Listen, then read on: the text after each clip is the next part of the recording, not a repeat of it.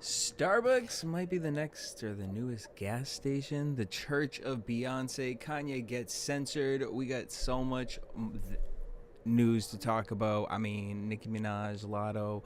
It's just been a long week, so stay tuned.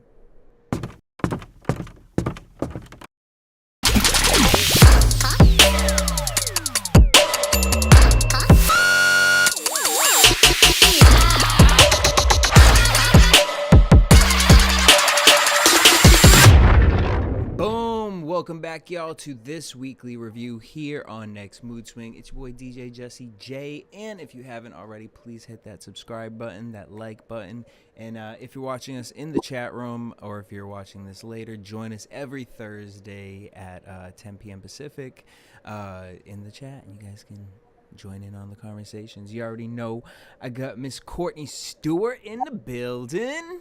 Hey, bud. Hey, how you doing? Good, looking real glistening in the back, and you get your little dehumidifier going in the back. Honey, that was for focus and energy booster while I was trying to be productive today. Yes, productivity. Lemongrass and peppermint, and I forget the third oil, but it works. It helps. Oh, and we got Derrial Christian back in the building. What up, D? What up? What up? Happy to be here. Hey. How you guys doing?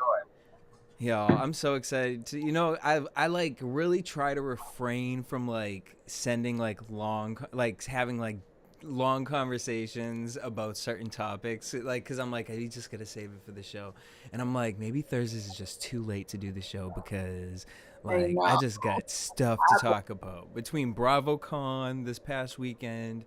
Yes. Nicki Minaj, basically right after we finished last week's show. Pause. To just little things I've been seeing all week. Let's get into some of them. One thing I saw was a new TV show announcement. We got College Hill coming back. Now, they were pretty successful with their reboot this season.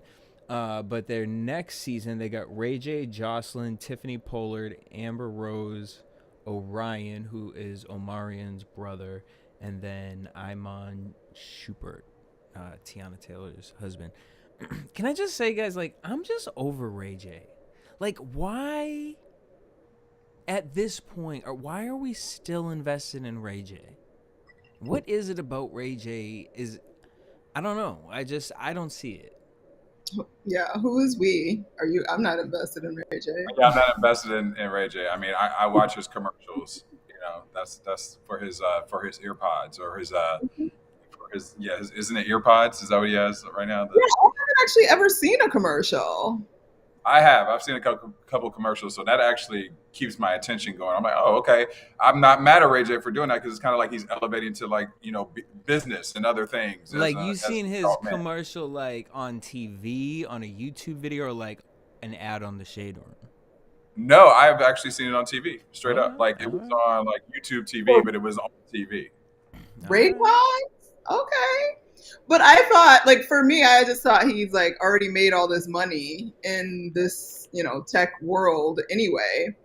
So even though I understand being on reality TV is like a permanent like advertising opportunity for your businesses, I get that.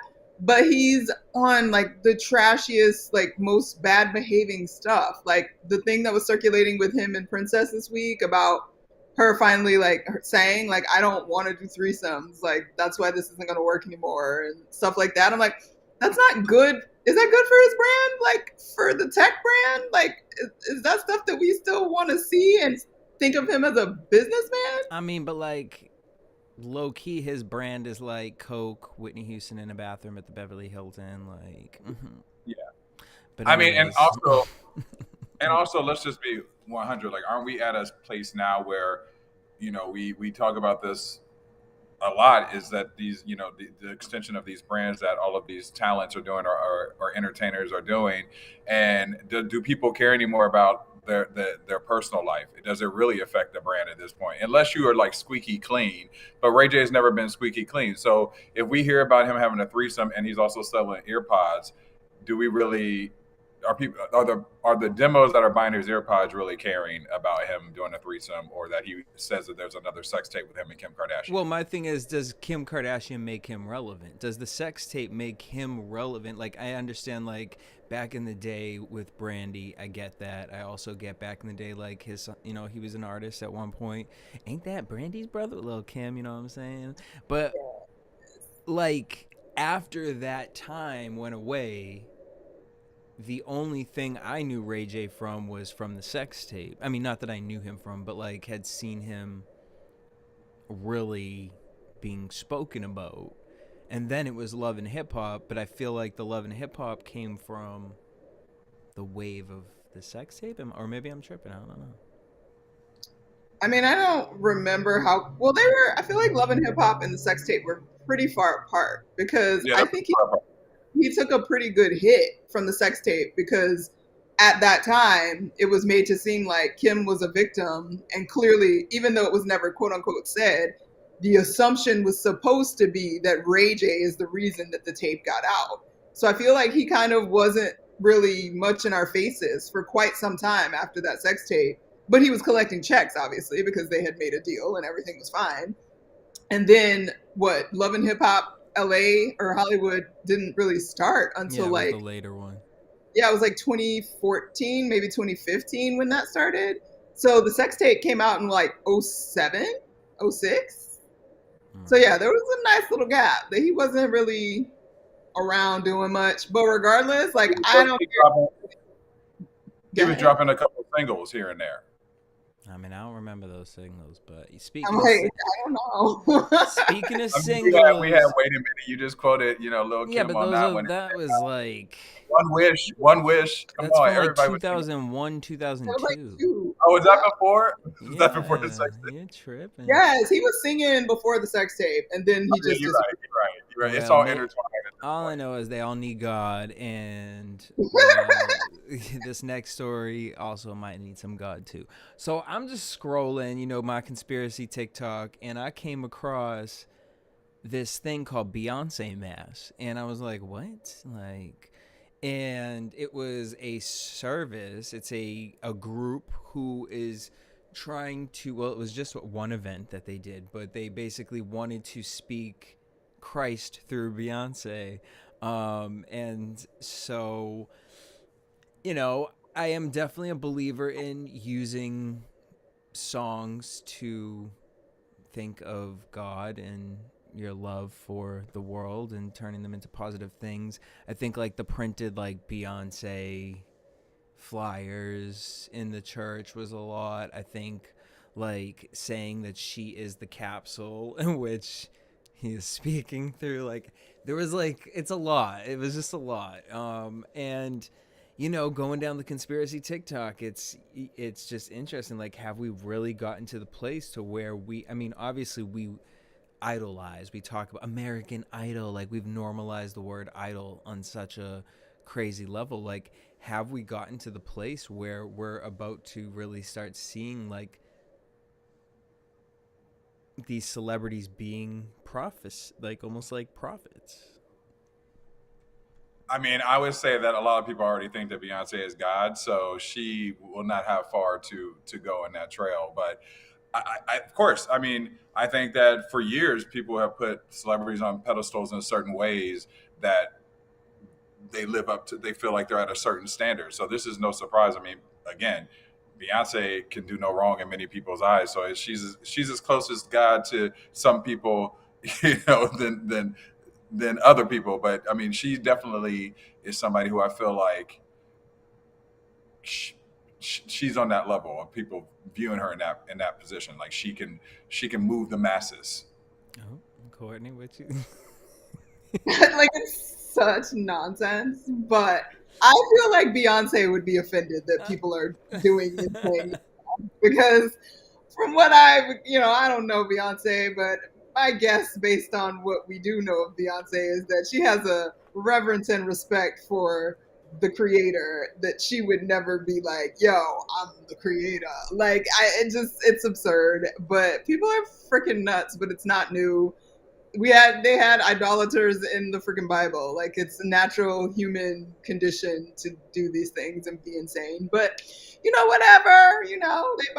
Everybody gonna be buying out them tour tickets. So I guess he put money in Sis's pocket. Like, I'm not mad at her for her bag. Like, but that's crazy. I think that respect the church a little bit better than that, y'all. That's ridiculous. Speaking about getting a bag, Starbucks is trying to get in on this new technology.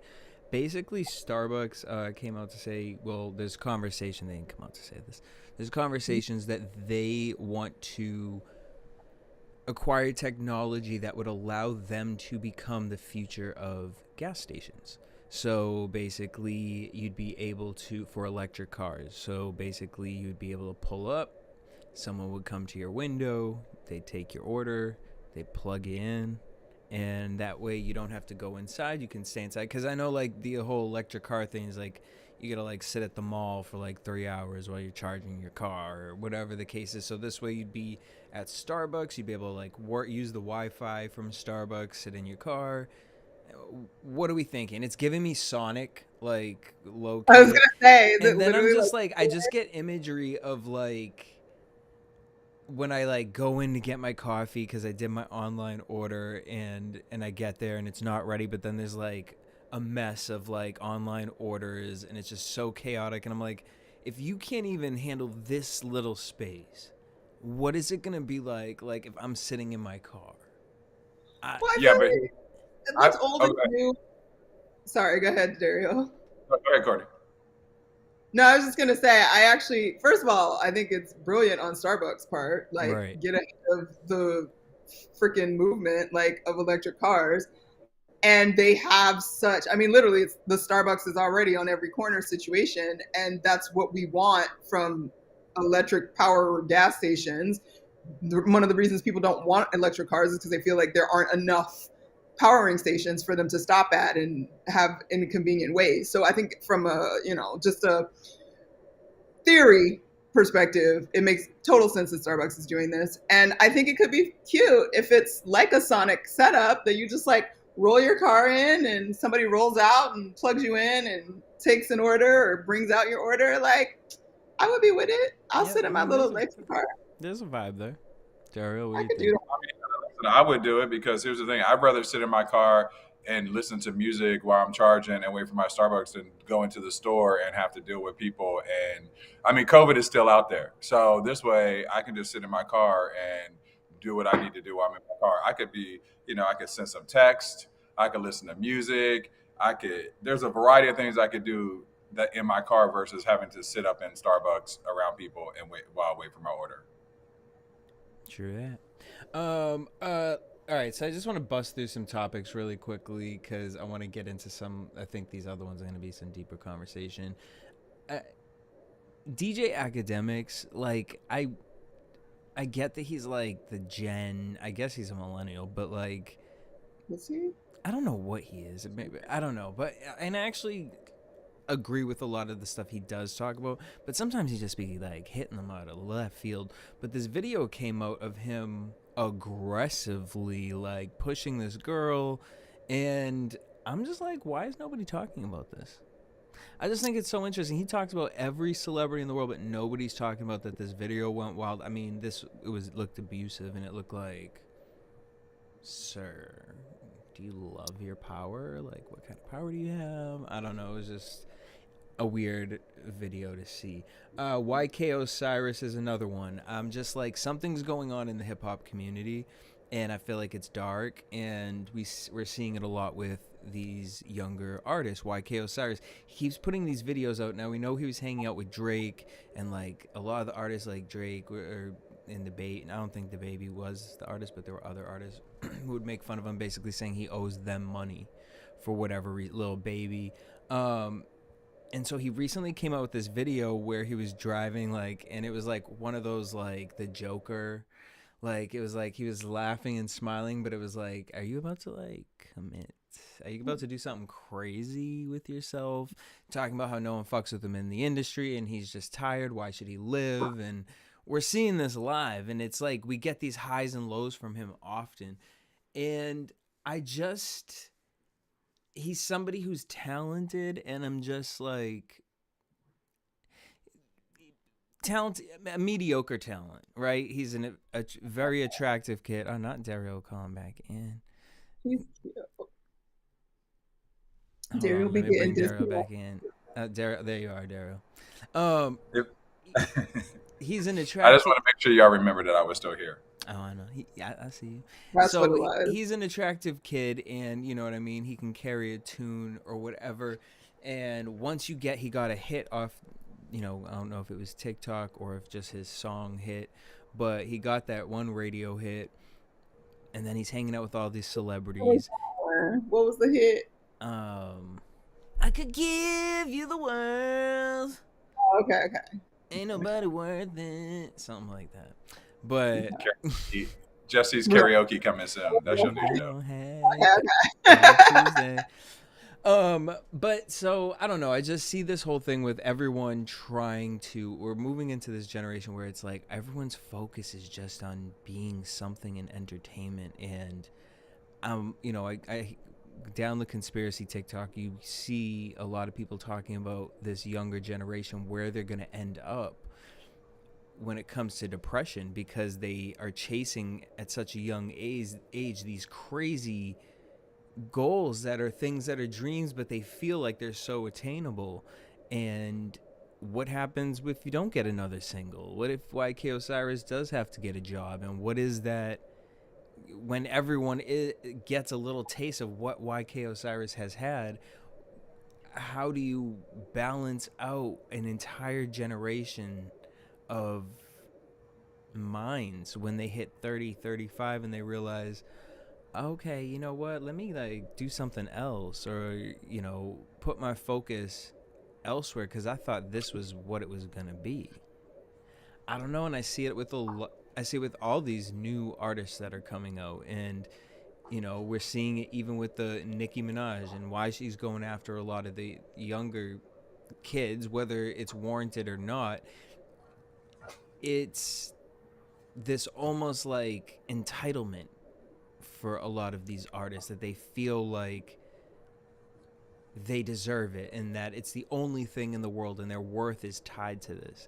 I don't know if you guys have even heard about this. I just saw it, and I don't even really listen to him like that, but I saw the video and I was just like, this is like the second or third video I've seen of him do this. And Yeah. why are the OGs not stepping in? Like, I feel like. Do you also think though that, okay, and this is not because if somebody is in a mental health crisis, and we obviously have to take it serious in the moment until you know that they're okay. So let me give that as a caveat.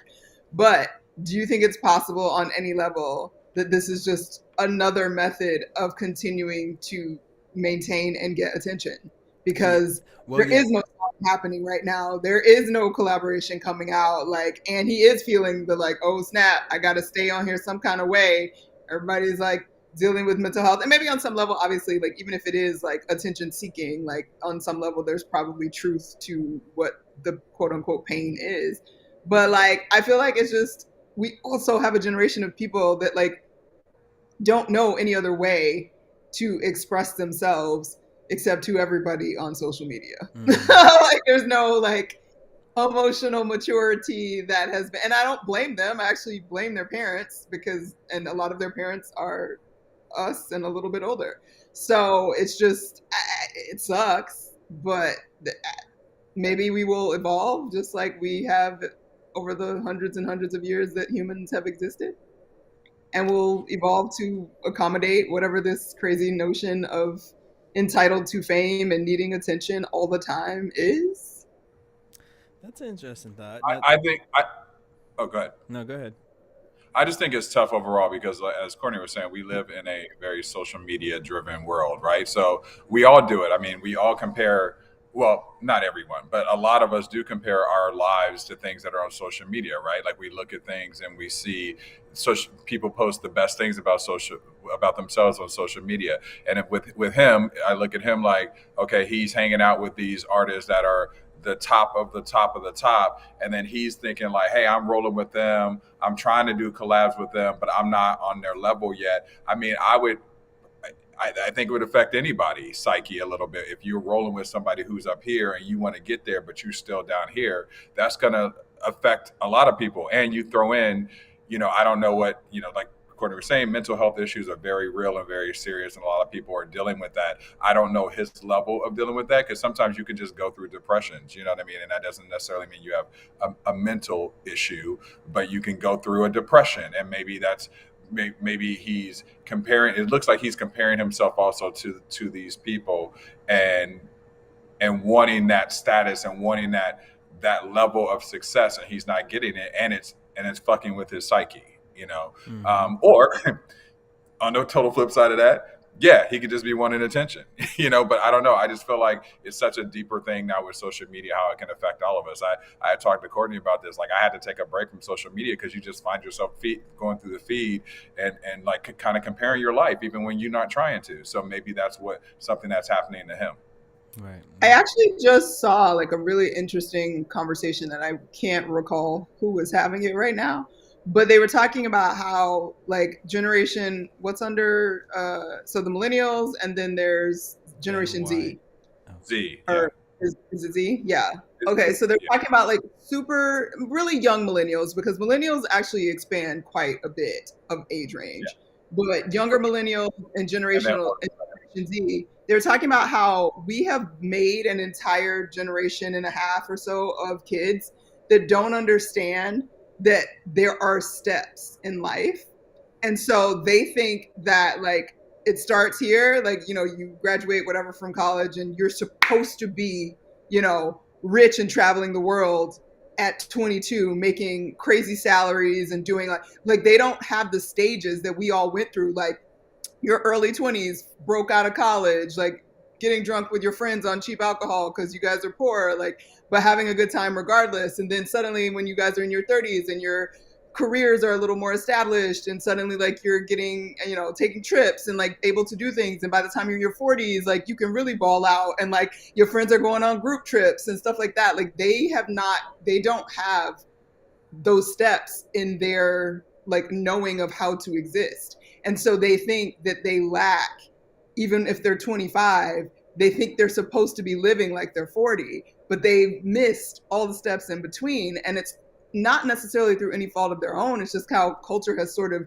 shaped us, and social media has shaped people's brains and thinking how advanced they're supposed to be.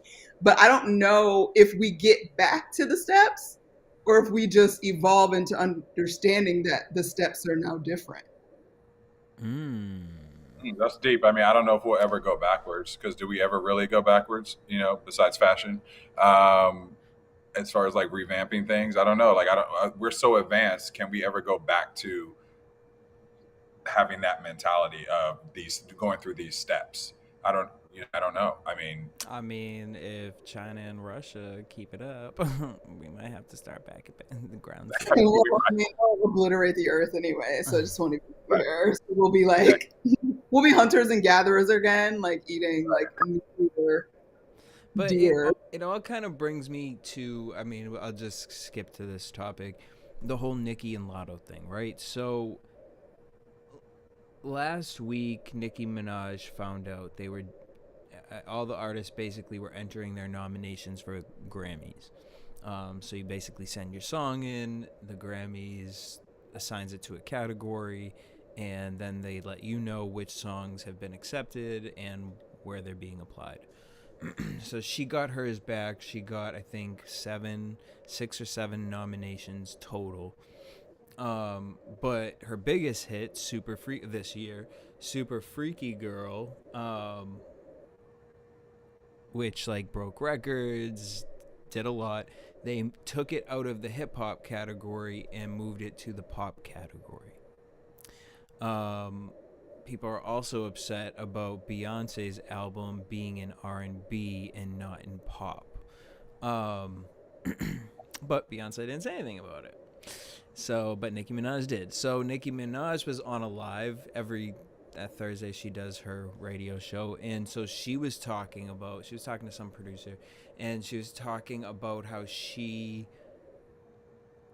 was like she feels a little bit snubbed. Like, okay, she understands that do we have a, you know, some of her songs are nominated for rap, but she doesn't understand why Super Freaky Girl, which is a rap song, is being put in a pop category, but some of the other female rappers have other pop songs similar sonically to Super Freaky Girl, yet they're staying in the rap genre. And so she was basically saying, now she's been saying for a while that the industry doesn't really fuck with her. I think I mean, I've always heard it and like listened to what she said.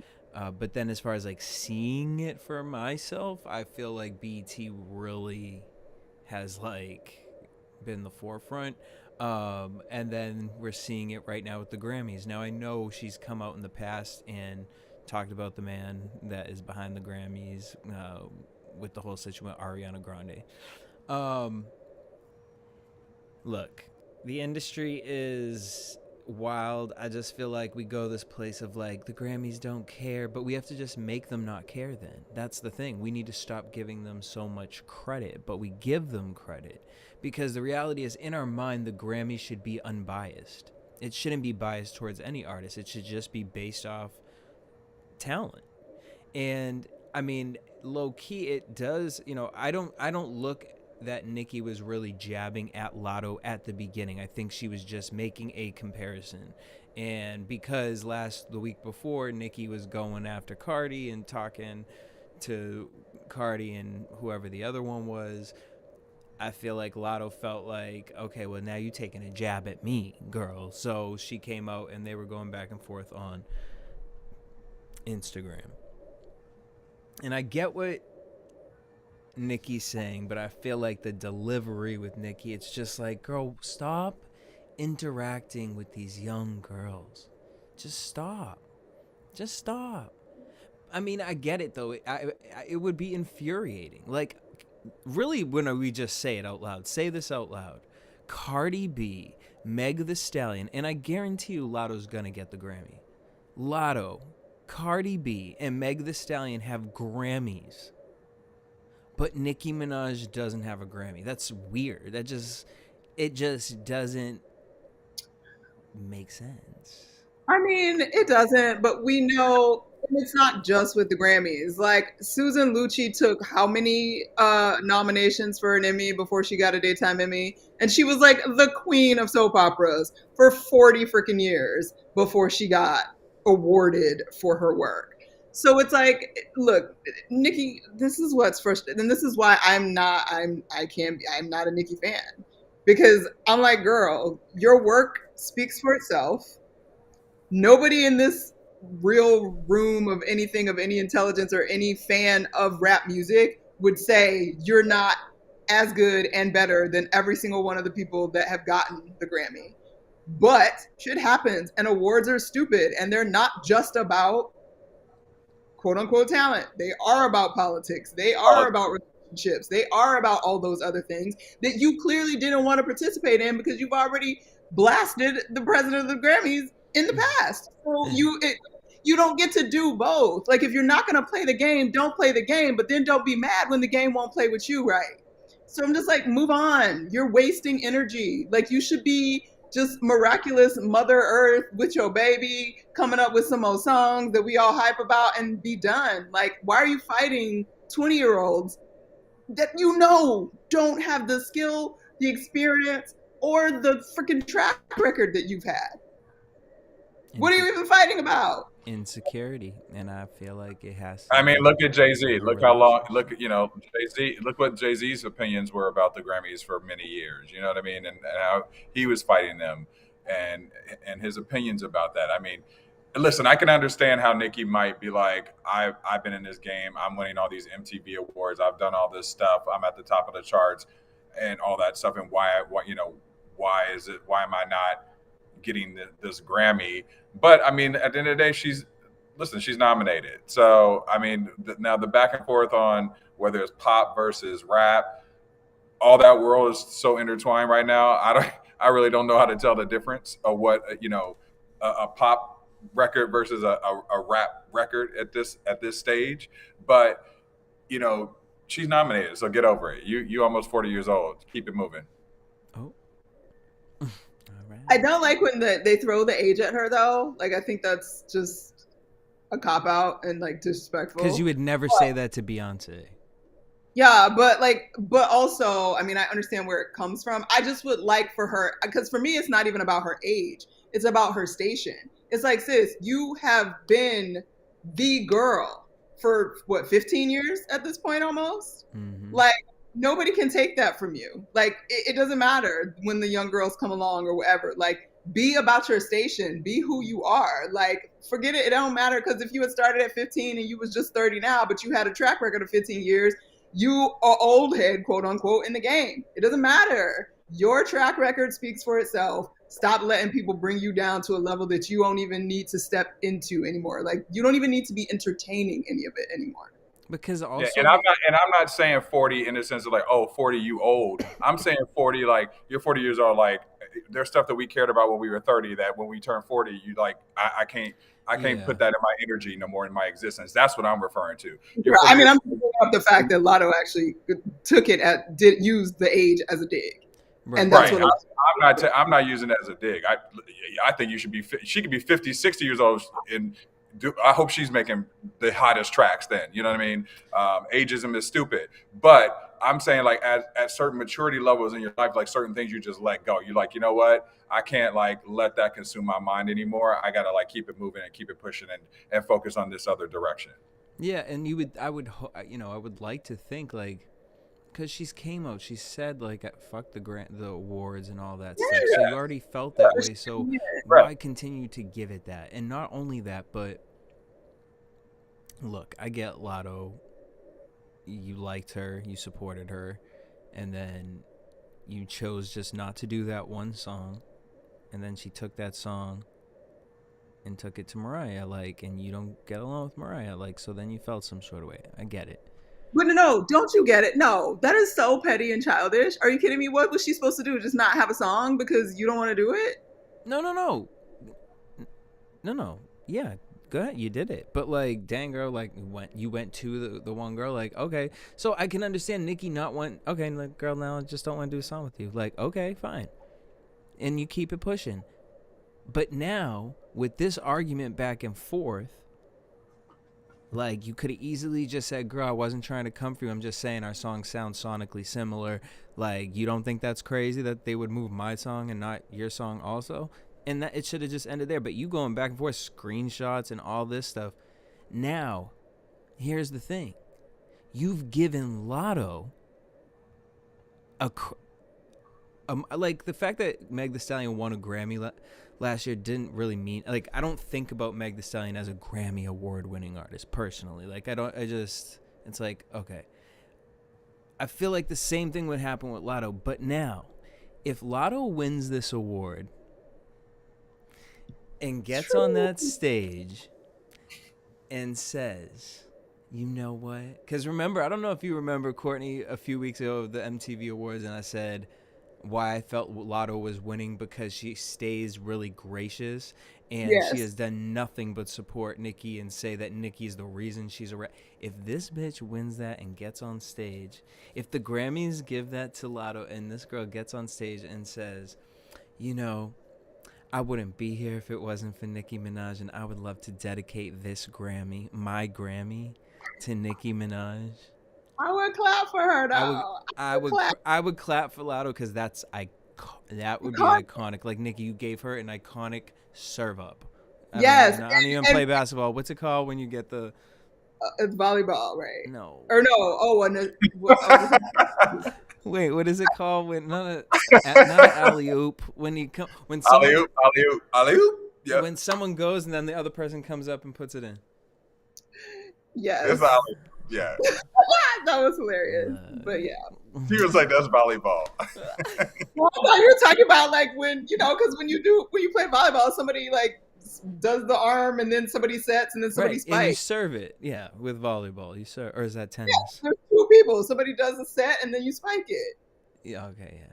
Well, Yeah, you serve it in tennis and volleyball. There we go. All right. Well, all I'm saying is, Nicki, you gave her a moment of iconicness, just like Lil' Kim gave you a moment of iconicness. When Lil' Kim's comeback revolved around creating an entire album around Nicki Minaj, you're done. You're done.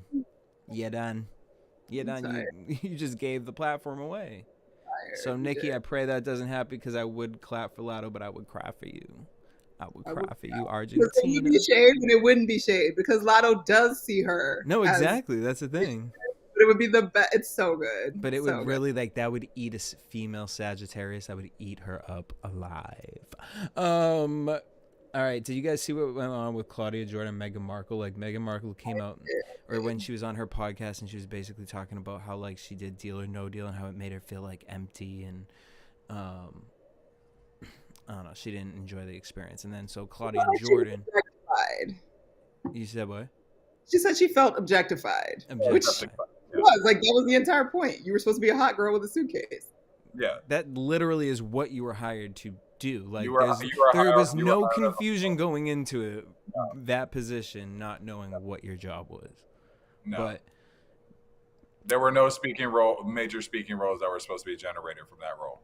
Right, which some of the girls got speaking roles, like Claudia Jordan. She said, she came out to say, you know, I've always supported Megan, but I have to disagree with this. I felt like my experience there was great. They were great to all of us. You know, it was what you wanted it to be. If you wanted to be energetic and get out there and meet people, you could. If you wanted to sit back and just open the briefcase, you could be that too. She was like, so she had to disagree with Megan, and this kind of turned into a little something online, but a lot of something. And that is why I'm actually upset with Claudia Jordan, who I love and I think is awesome, and she does great commentary. I watch her Fox Soul shows all the time, and she's very smart about how she comments on things. So I was a little bit surprised by this for a couple of reasons. Number one, I feel like people are taking what Megan said out of context. And I don't, because they're making it seem like she was attacking Deal or No Deal.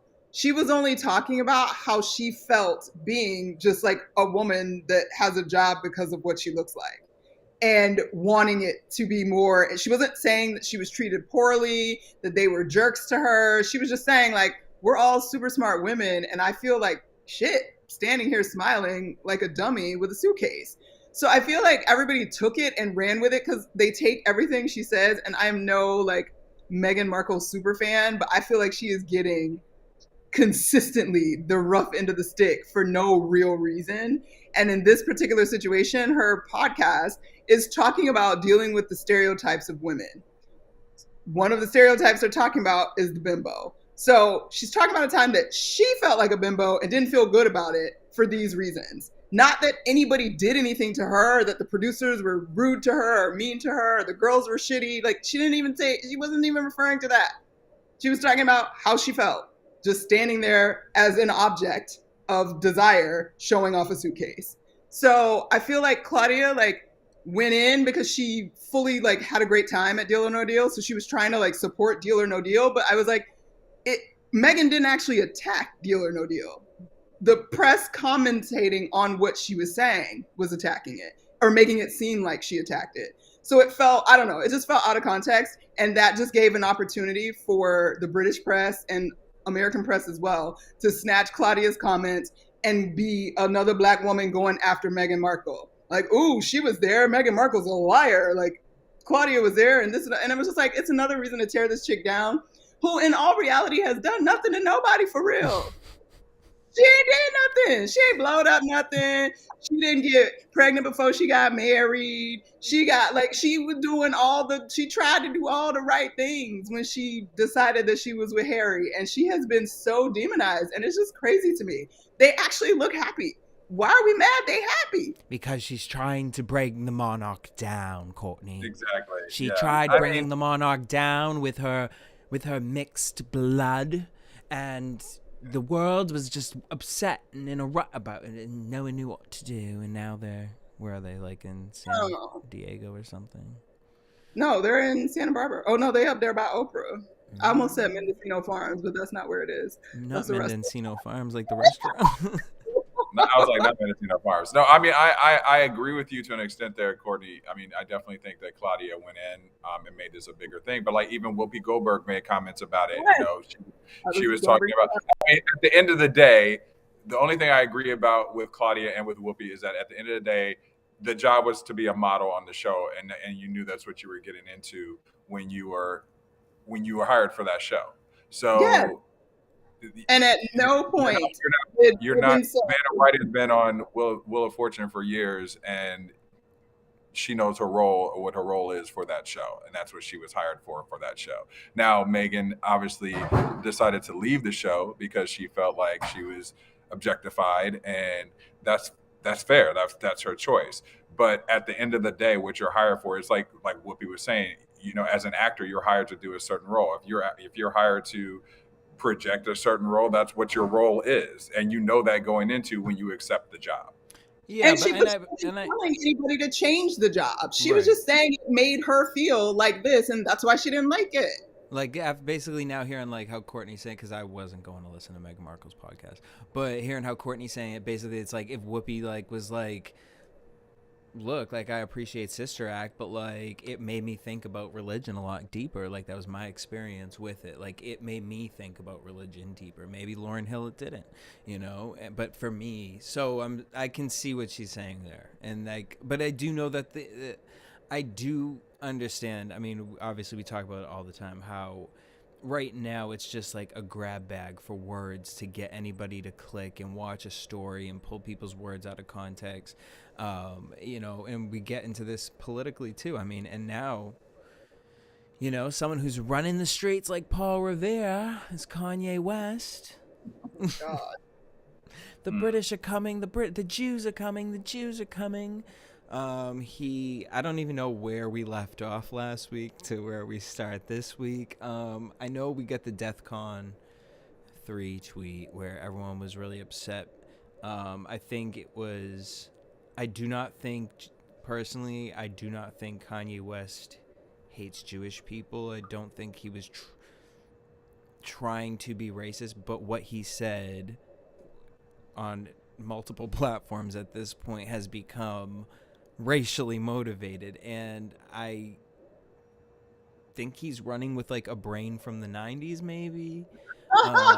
I don't know, like, because even like he just was like retarded, Joe Biden's retarded, like, oh, and look, I'm gonna get in trouble for it. Like, it's funny to him at this point. And so I don't know, I just pray for him. I think that some things that he says, sometimes he has certain points that I listen to and I'm like, okay, but then you went all the way to the left over here, and now I don't even want to listen to what the fuck he was talking about. Because like, what do you think of the theory that he is actually spewing all of this nonsense because he's trying to get out of the Adidas deal without losing money? Because if he quits and walks away, he loses money. But if he gets fired by Adidas, then he won't lose the same amount of money.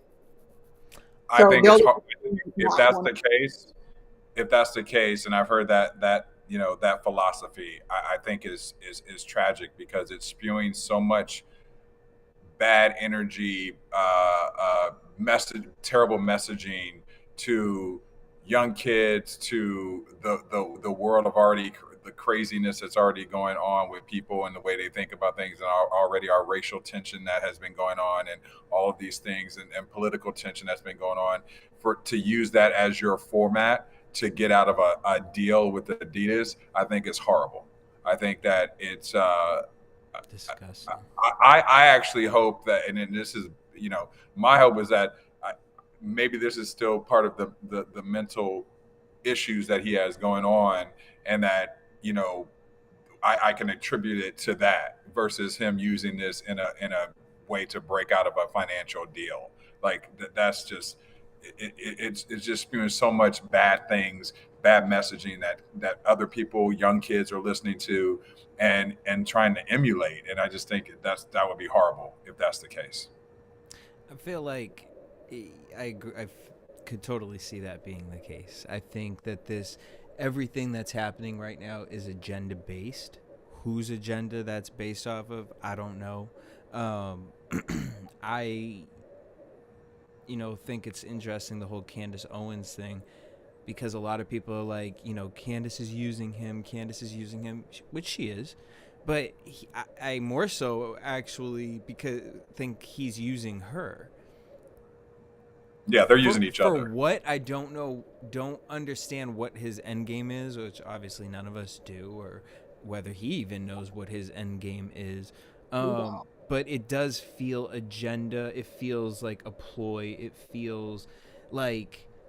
Here's my thing, though. I don't believe he should be kicked off social media. I think this whole, like, kicking people off social media, like the Andrew Tate guy, like... and things like that, like, it's just like there's so many. I can turn the internet on at any point and watch something fucking stupid. There's tons of it. So to select individuals and say this thing is more toxic than this is, I think that's where I, as like a person who believes in freedom, like, you can say whatever you want. I want to know how crazy you are. You know what I mean? Like, that's what I was saying to Courtney. I was like, I just recently started watching Candace's own stuff because I want to know what other people are thinking. I want to know what the other thought is. I want to know what they're spewing online. I want to be paying attention to this. So I don't want, like, the fact that I don't, Trump's not on any social media platform. So what's he talking about? Because people are listening to him. Where are they listening to him? At his rallies and on his app that was kicked off of everything that Kanye has now supposedly, quote unquote, purchased. Yeah, Parler. The same amount of money that Candace Owens Parler and Truth. Wasn't Trump's thing Truth, the Truth app? Apparently he was on Parlay too, or something. Yeah. But regardless, Candace Owens' husband run it. So if I haven't seen like actual evidence that this purchase has occurred, I've seen a lot of like headlines about it, but like I haven't done the digging. I saw her. She came out on her show and said that Kanye West bought into it. Okay, she said. Yeah, I've only seen planning to buy into it, so that's that would be. But again, wouldn't throw it past her. I wouldn't throw it past her, maybe, and she could be just saying it because it's possibly going down. I don't know. I just, all a mess. Like, it's just absurdity, and I try to stay away from it as much as possible. My only comment, though, is going back to, because I think a lot about like the censorship thing you were speaking about before, and like what matters on social media, and like what should people be able to say, and like this concept that there's zero tolerance for hate speech and things like that. And I feel like on my first reaction is like, oh, American, like we should have platforms with all of it, because we can't censor this. Censoring anything is a freaking avalanche coming. Like, right. You don't know next, whatever. But what I end up saying in the end is these are still private companies, and these are not government institutions. If the government had a social platform that we could all join, then I think it would be wrong for them to be censoring certain people. But on a private platform, if it's my company, if I own Twitter and I want it to be a social space for people to do whatever, I do think that I should have the right to be like, you know what? I understand what you're saying, but you're not going to say it here. Okay. And I don't want that to be any representative of me. And I think we've also seen that social media moves movements. And we can't neglect that thought and knowing, the same way that social media was integral in the spreading of George Floyd and the Black Lives Matter movement in 2020 and driving people to the streets to do good work, so to speak, it can also do the exact opposite. So to pretend like that doesn't exist, I think is a problem. And that's why I think it's fair. Something I wish I didn't exist. I was last night on my Twitter, and so Natalie Nunn blocked me a long time ago, and she so I've been blessed not to come across her content, but I did watch Baddies. But somehow a clip of her, I didn't know she had OnlyFans, but apparently she does, and she must live stream on there, because a clip of her live stream sitting in like a baby Jane doll like dress, but she's so big that it was just like a top, and so she had no panties and nothing on, and she was just playing with herself, and it was just like an image that I just, because I saw it, I need you to paint it in your head because I had to witness it. All right. Another thing I wanted to talk about with you guys, because obviously we love us some Miss Sheree Zambino. Did you guys watch Red Table Talk with her and Jada? I just love their relationship. I think it's so dope. And I really wish on a bigger level they could do something creatively to like spark some sort of movement, because I think what's so interesting is I've never really loved Jada. There's always just been something like kind of off for me with her. But there was something that I liked about her too, but I just didn't know what the off was. But with Will Smith, he was such a big implement in almost everyone that I know's life growing up, right? Him being in Fresh Prince, he was just a part of our family. And now when we look at a lot of entertainment and stuff, everything is very much about a lot of broken families. A lot of shows aren't about families being together. And I think that is like how Courtney, sometimes you'll say, like, is that really a fantasy, or is it just showing what actually life is? Are we moving into a generation where there are a lot more broken families? And I think that they could do something so powerful, because the thing that made me want to go watch it was a clip of them just owning up to forgiving each other for things, or why they were being petty in moments and stuff like that. And I think that there's so many, we hear all these baby mama stories and all this stuff, and it takes me back to that one episode where they tried to, like, in Love and Hip Hop Atlanta, bring all the baby mamas together over Young Jock, and they'd try to start that book club. But I think it was just really dope to see them together and listen to their conversation and hear their journey, and just knowing one of them, how authentic she is. And I just thought it was so dope and such good content, you know. Yeah, I mean, I feel like they have mastered the blended family, you know, and like you kind of said, they've gone through their ups and downs through that blended family, you know.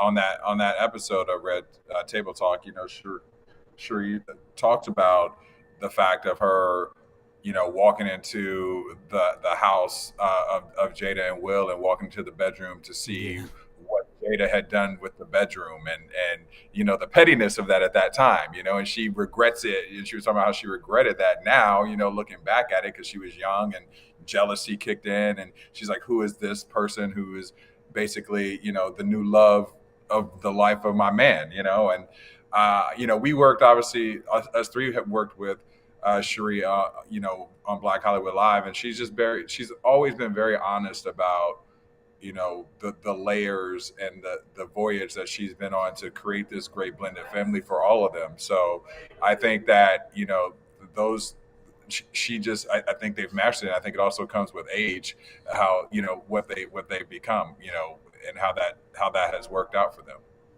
Yeah, I agree. I would love to see the next iteration of, because they had their, like, what was that sitcom that they did in the early 2000s with Lisa Ray, whatever, that was basically supposed to mirror kind of what their experience was trying to blend their family, because it was like the same premise. Oh my God. Wait, what was that guy's name? All of us. Dwayne Martin, like his best friend in real life. Yeah. Wasn't it Dwayne Martin? Dwayne Martin. Oh my God, yeah. Courtney, remember on my birthday that one drunk night, and I cussed Dwayne Martin out? I do. When we had to leave because it was probably gonna go left with Dwayne Martin. I don't give a fuck. You're probably gay. Like, too much. Jesse had a moment with Dwayne Martin, but regardless, I would like to see the next iteration of that for Sheree and for Jada. And I think they just have really valuable, like, say what you will about the Smith kids, and they've gotten a lot of flack over the years. Like, they're weird. What are they doing to them? Da, da, da, da, da. But Jada and Sheree talking about how they've raised their kids and things that, even Sheree in this episode talking about how because we, like we said, we know Sheree's obsessed with her son. She loves that kid to death. Like, you would never. like she seems like she was the stellar mom doing everything for him, but being able to like, he confronted her about some stuff like in recent years as he was doing his own emotional work, and like she was able to embrace what she didn't show up for him for in his childhood, and like just being so real and honest about some of that stuff. Like, I don't know about y'all, some of y'all, we got parents that you can't say nothing to still, because they be like, oh, you was fine, it was all right, like it wasn't a big deal, da, da, da. But I feel like they're still in an age bracket that normally would dismiss all that stuff, but they are in a place where they actually address them and want to atone for things that they weren't perfect and they were human. So I will forever give all of them credit for just as much business as they put out that, you know, people fault them for. I think they do a really good job of showing that they're just human beings trying to be better, trying to figure it out like everybody else. Like everybody else. And I can appreciate that. Well, I know we gotta let Derrial go because he's got another situation he's got to go handle. So we appreciate you and that for coming through. Where can everyone follow you? You can follow me at Delicious Vanilla. That's really funny. Wait. That's an outro. Hold on, because I know you got. Hold on, Jess. Boy, if you don't just say you're at and get off this we don't need to see you to hear the Sir, I know at Derrial Christian, all the platforms. Okay, add Derrial Christian. That's DERRIALCHRISTON. You know he can always spell it for y'all. I got the difficult name, you know. That was a perfect outro though. The lights went out. That's when you know it's over. And yeah, here you are for the reprise. Well, all right, we love you. And we'll see you next week, bro. I love you. All right, I'll see y'all next week. Bye. Encore. I cannot. Too funny. Yeah, interesting. That, but we'll get into that more another day, because I do one time I would love to get into a deeper conversation about toxic, because they were talking about toxic forgiveness, but like I think it's so interesting what you just said about parents, because I think that we grow up where society teaches us to be in this world of I'm the adult, you're the child, but at a certain point there has to be a break in that communication of I can only tell you certain things, because like you said, these younger kids, they think, oh, when I get to this age, it's just going to be this. It's like, well, because no one ever told me the real story to anything. I think there's a deeper conversation there, and I would love to break into that. But let's get into Housewives Bravo, because it was just so much was happening this week and weekend, and I like really don't know where to start with this, because honestly the shows this week were good, but we're gonna start with Bravocon. So oldest one, Potato Mac. You said what? I was like, are we starting with the oldest one, Potato Mac? Oh no, we're gonna start with Bravocon. But I need to switch this up right now. Boom, there we go. All right, so Bravocon. First and foremost, I think we talked about this earlier. Would you pay to go? Like, is this something? I mean, I think the tickets were like, for like the ultimate experience was like $5,000 for it's like 2-3 days. I think like if you're gonna do it like a 1-day thing, go to the Legend Ball, and then go do like New York stuff, because 3 days. I don't know. It's just expensive. Like, because my other girlfriend, shout out to you, Carolyn, over in Italy. We've been back and forth over Instagram about everything that's going on Housewives, because we're all Bravo fans. But we were talking about like, oh, because she sent me a message like, oh, it might have been fun to go to Bravocon. I was like, I mean, yeah, with the right group, we would have a great time. But the price and the value don't math for me. Like, they're like, I enjoy them, but like, I don't, they don't sing, they don't dance, they're not giving me a show. So I don't really know. Because they sit on panels and talk about what's going on and get asked questions, but like I don't. Very true, but I will say honestly, this Bravocon, a lot of content came out of it. I mean, honestly, they could have shot this cut this up the way they are, cut it up into 7 episodes, and we could have got a whole bunch of stuff. So, oh my god, so should have done that. and my done God, a I do not TV watch version of 7 Up. BravoCon. Well, they did. Basically, this week on Watch What Happens Live, they I mean, did watch all the the Happens Live, panels. but it's not the same. It's like Andy hosting. Like I want to see Like the girls like meeting in the following hotels. around. Yeah. Yeah, like they should have been followed around, like a documentary of Bravocon. 1,000,000%. Actually, yeah. Hello. Get up on it, guys. Hey Andy, we'll do that for you next year. We'll shoot it. So let's see, BravoCon. So they did this thing. It was a game. They had 140 Bravo. I hate also the word Bravo celebrities. Like Why? It's so accurate. I mean, yes, 1,000,000%. But it just is like. But I get it. Bravo for coming up with enough to make a Bravo celebrity a thing.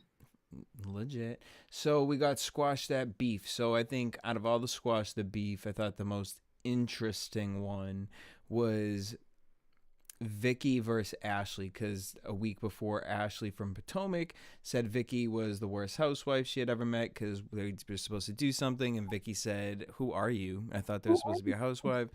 And Vicky really didn't seem like that bothered by it. She was like, "Girl, I didn't know who you were." Like, sorry.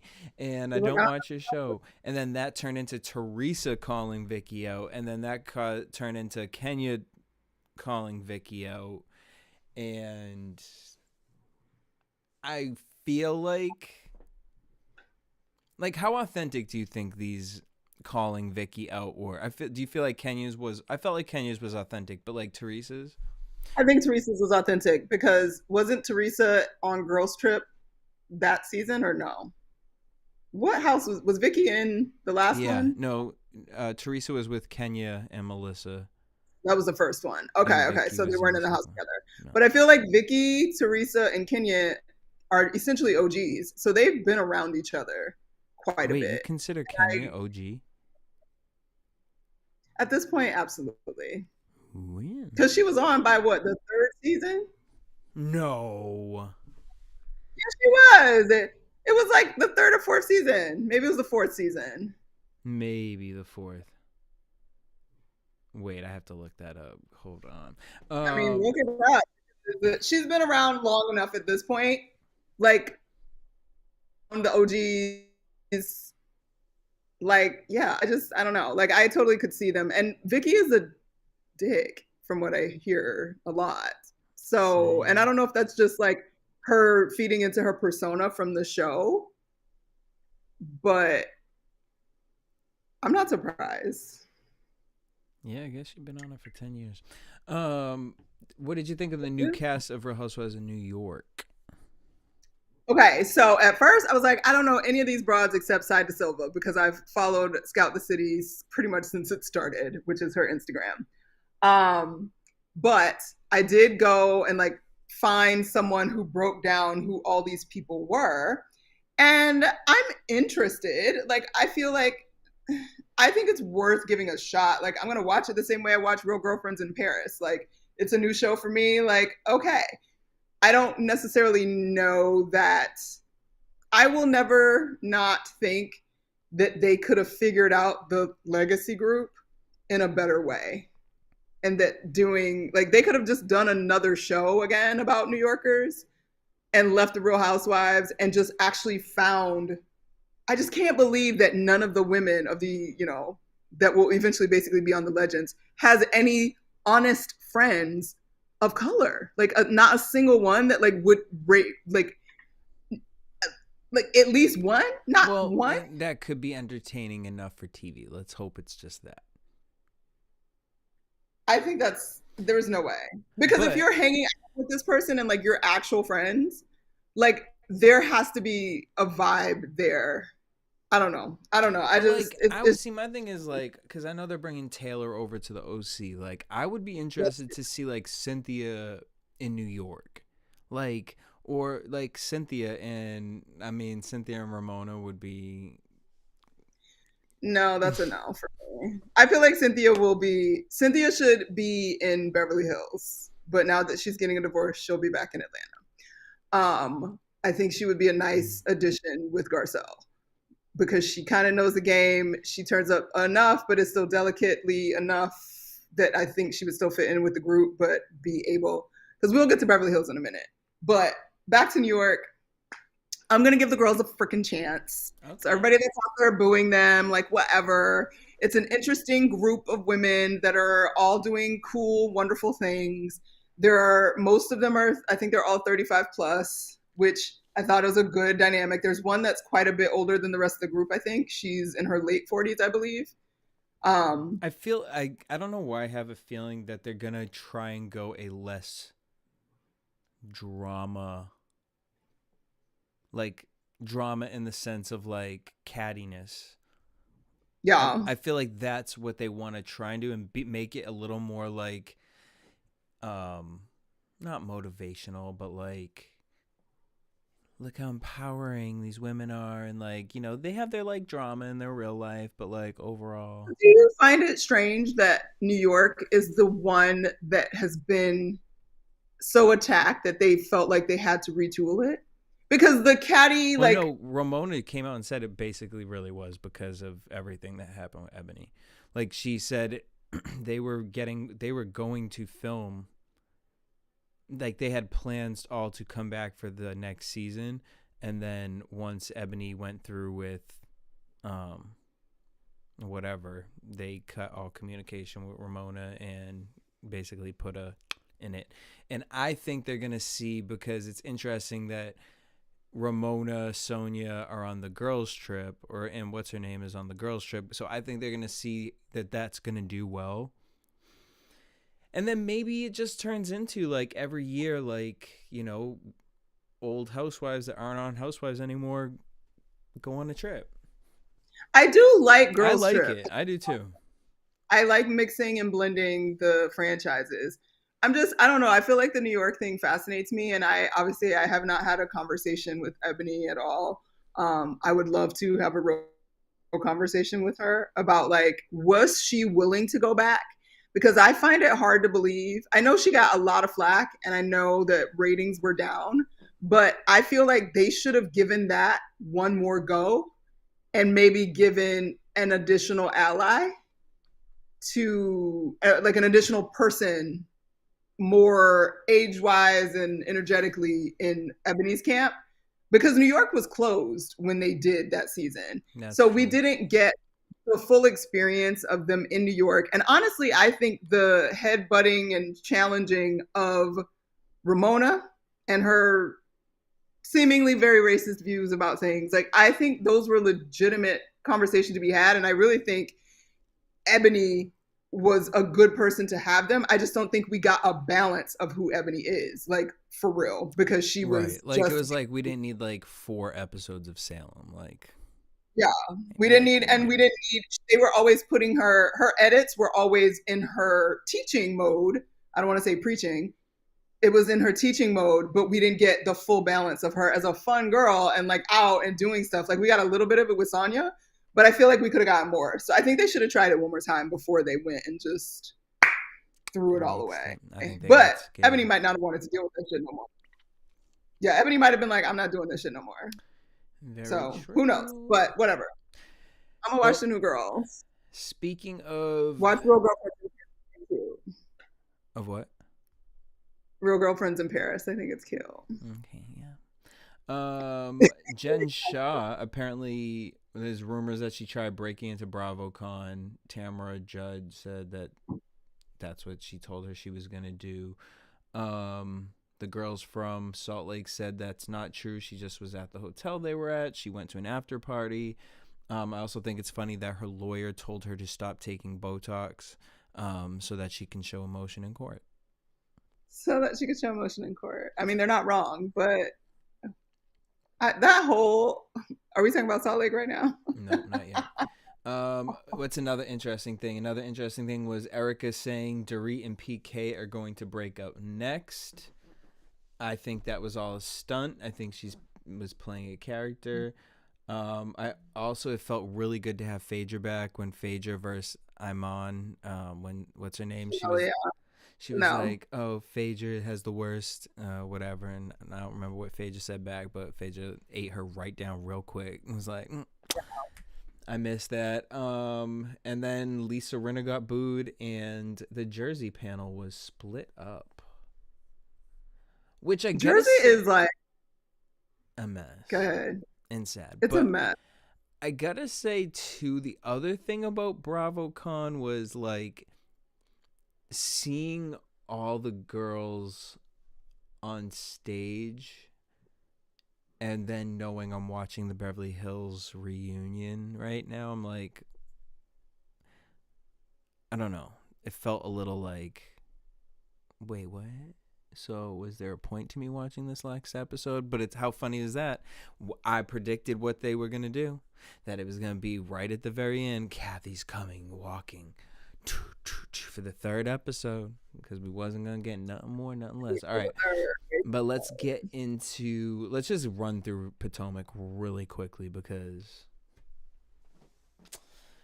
I think they're doing a lot of story building. And we're going to get a juicy season. No. But I think It's that exhausting. Giselle is exhausting.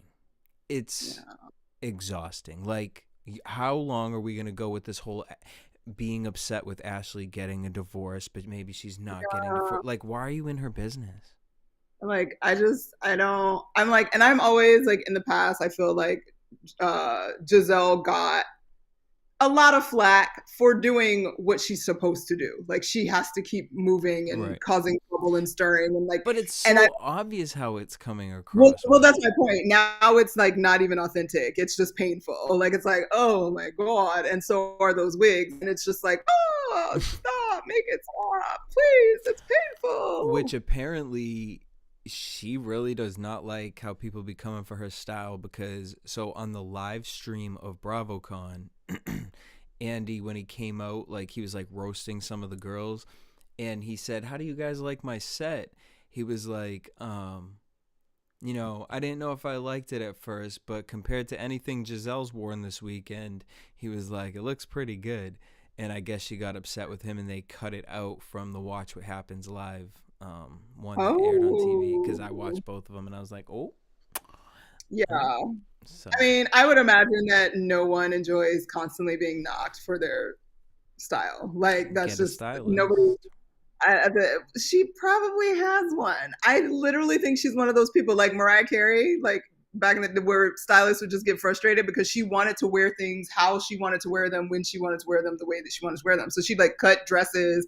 And at one point, some stylists, like fashion houses, didn't want to give stuff to Mariah because she wants to like cut stuff up and make it look like not how it's meant to look. And they didn't feel like it represented the brand. So I feel like Giselle is probably one of those people. They're like, yo, we have this. She's going to be like, can I get some more colors? I need some more options. Like, I need this. And they'll be like, no, wear this with this. It's like, no, I'm going to put these two together. Well, so I like the beaded black things she had on this weekend. I feel like everything I saw this weekend was like better than normal. So I wasn't mad at anything that I saw her. I wasn't mad at on like a green stick at one point that I thought was pretty color-wise. Yeah, I like that one. I don't really remember. But regardless, your own children come for her fashion, honey.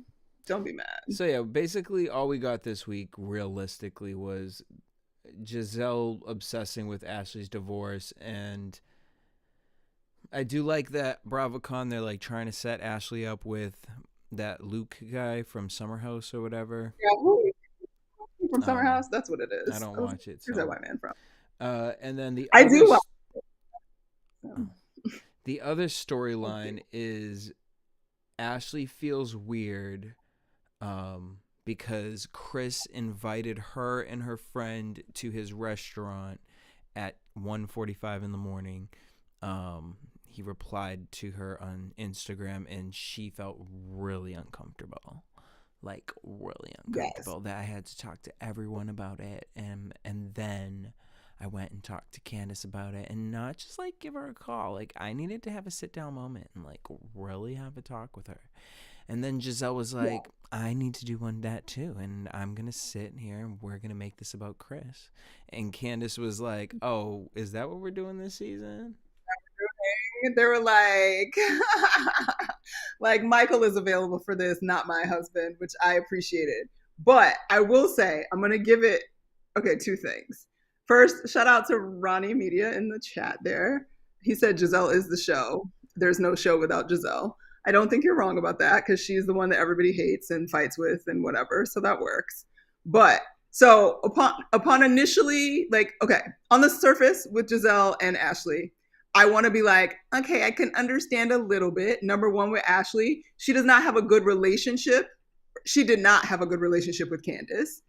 And she did not know that Chris worked at this hotel, supposedly. So with that information, I would be like, okay, it makes sense that you're uncomfortable. Like, I'll buy that you're a little uncomfortable because you're like, I'm going through a divorce and this man hit me in my DMs at 2:00 in the morning. Okay. Maybe this could be sideways. And if it is sideways, I just don't want to be let it be implied that I'm somehow guilty as well. I want to tell you, but I don't know how to do that because we're not cool like that. So I get it being complicated. Giselle, I'll give you a little bit of grace that the idea, because what I heard from her most was that he wanted to talk to her in a room privately, which is fine, but she thought somebody else was in there. So when the other person wasn't in there, it was just her alone in a closed room with somebody else's husband. I understand that don't look right. Even if it's, and Giselle, say what we will, she still has church lady tendencies. And in her mind, she knows what she's already been through from being cheated on and all of that. She doesn't want to give any potential whatevers that something could be going on. And Candace has said that Giselle and her husband have a very like flirty, fun relationship, like in real life. So that little bit, I'd be like, okay, I'll give y'all a little bit of grace thinking you're not just bullshitting. But then we found out later that Chris commented that actually the picture that he commented on was Robin and Ashley together. And that's when he was like, why don't you guys come to the W? It wasn't just like some random friend of hers. Like, oh, does he think my friend is hot? It's Robin. Like, so y'all technically are all co-workers and he's inviting you to the W. That makes it not weird to me at all. And like, okay, you should have given him the benefit of the doubt. Like, he's not a problem. And then Giselle just dragging the bone. Like, after Robin was like, girl, it is not that serious. All you had to say to Candace was, look, I just don't like it to look like anything could be going on. And so when your husband was so insistent upon me talking to him in his room, I know he's a safe dude. I don't have a problem with him, but I don't want it to look like I'm doing anything to mess in your marriage because this doesn't look right. And you know, we're on a show right now, and you know, we on a show right now. You and I aren't always on great terms. Like, I just don't want it to look crazy. That's all I meant. But this whole like, Chris makes me uncomfortable. He's greasy. Like, he's touching, like, he's not touching you. He's not doing any of that. Like, that's when I knew, like, okay, y'all done set this up to make this a story about Chris being a problem unnecessarily. And that's why, for the first time in the history of Potomac, I was Team Candace all the way when she was like, oh, we're not doing this. Yep. Fuck them. No, we're not doing this. I loved her for that. And I have not been able to stand Candace for the most part since she got on the show. But agreed. I support her now. Because last week, all right, that was real long. I couldn't with the IVF last week, but all right, let's bounce over to Salt Lake City because realistically, Potomac. That's all they had for. All right, so we started off with Heather versus Whitney. Again, I'm totally Team Heather for this. Whitney's crying. Yes. You said what? And her voice. I said yes. How can you not be Team Heather? Whitney's voice. Yes. All of that was just annoying. Guys, like, I just had, like, trauma, and, like, I'm just, like, Heather, like, I know it's supposed to be about Jen, but, like... I mean, I would rather watch a show of what's her name from OC, the blonde with the short hair from OC. I'd rather watch her, and... I love Gina Kirschenheiter or whatever her name is. I can't stand insufferable until Whitney. Whitney's crying. She's saying Heather never asks how she is. She says that she doesn't. Whitney says that she doesn't stand up for herself, and now that she's setting boundaries in her life, certain friends can't handle it. I'm pretty sure you've always represented yourself on the show as like the one with a voice, the one that's going to stand up for wrong, the one that has to charge in and, no, I'm going to figure it out. I'm going to ask the tough question. Pretty sure that's been your whole shtick every season. Remember the casino thing where you took charge there? Like, so I get in this moment you feel weak. I understand that. Because now you have a realization. I do, because like, I mean, yeah, that's weird to figure out like something happened when you were younger, like. So yeah, You're saying she feels weak because of her uncovering of the trauma of her. That, okay, because I have to speak about this as if everything, her reaction, her being drunk, her calling Heather out, her obsessing over talking about Lisa sleeping with someone else and having this fact, and her obsession with it, I'm assuming has to stem from a place of her not truly knowing how to accept what happened to her when she was younger. So this is her release of how to deal with that. I have to. I think she's acting out. Yeah, she's because I acting don't out. know any other way to go about it in a logical way. Whitney. I wrote, Whitney is like the drunk white girl who's running around the party asking everyone for a bottle opener, not realizing the can is a pop-off. Yeah, I feel that fully. So we find out Jen's makeup artist is a stripper, and apparently a stripper instructor named Crystal Pussy. And she is a twerking instructor. Thank you. A twerking instructor named Crystal Pussy, which, you know who she looked like? So I've only been to a strip club one time, and it was with Courtney, and which we can talk about that whole other time. But do you remember at the end, all the strippers were mad because the feature that night was a porn star, and they all thought it was tacky that she was. This girl looked like the porn star. Like, and also, you guys, this porn star pulled out a mini poster out of her vagina, like, and it was a man put it in his mouth. And a man put it in his mouth. He put it in his mouth, honey. But that's who this girl looked like. That was Crystal pre-COVID, you know. It was pre-COVID, very pre-COVID. It was a different world. So, you know, and we just live in this age and generation where we're just clapping our hands saying twerking and pay that rent. Pay that rent. Pay that rent. But I love this. First of all, because watching Meredith try to do anything, and it was funny. This is what I like about Housewives. This is what we enjoy about like, it was so silly and ridiculous and hilarious. Like, they could not do it at all. It was cute. It was funny. It was what the trip was supposed to be about. Just having a good time before Jen goes to jail. So I loved it. I thought it was great. Yeah, but you know, they couldn't go to bed without something happening, and so Whitney went into Heather's room and ripped up their friendship card. The next morning, Whitney comes back from her brother's for breakfast. She had a moment, which I'm not talking about that stuff here. Jen's preparing to go back to New York, and it feels like I'm wondering if this is going to be our last episode with Jen. I don't know, but before we talk about that, can we talk about how many bundles that hoe had to put in her suitcases just to go to New York when they was cleaning up her bathroom for her? First of all, let me tell you, when I worked at that Ratchet hair company, bundles. God bless you, girls. Like, shout out to a lot. We got Josh in the chat. Hey, we're talking about Housewives right now. Yes, Jada from OC looked great at Bravocon. I agree. Boom. I mean, I think she's pretty. She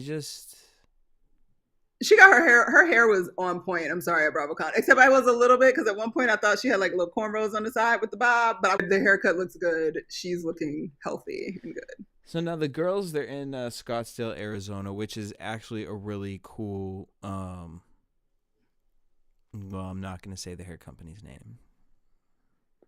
That's why I said it was Ratchet. Yeah. And it's Ratchet because they allow sexual abuse to happen there. Anyways, so Scottsdale, Arizona. Ooh. My brother went to school there. Really cool place. Has literally everything in the world. Like, I mean, name a store, they have it. Beautiful. And they're all right next to each other, and the malls are crazy. It's like a cool college party town. Super fun. Great. Super fun bars are good and stuff.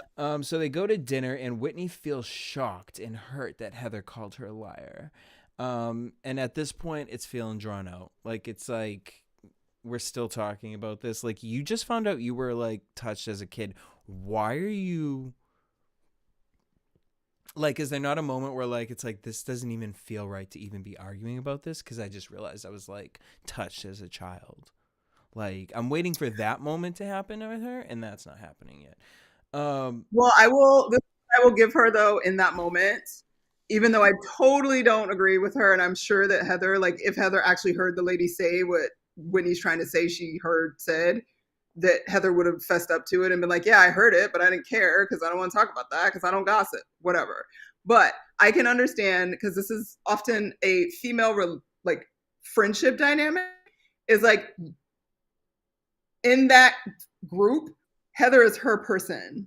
And the idea that Heather wouldn't back her up when she feels like she's doing something right and sharing and doing whatever, like that is a huge betrayal in front of the friend group, because like Heather's her person. In the past, Meredith and what's her face were each other's people. So like they have, even though they're all friends, like your real friend is supposed to be that person, and to feel like that person doesn't back you up when you think you are being super vulnerable and whatever. I get why she was upset, even though it was fucking crazy and like whatever.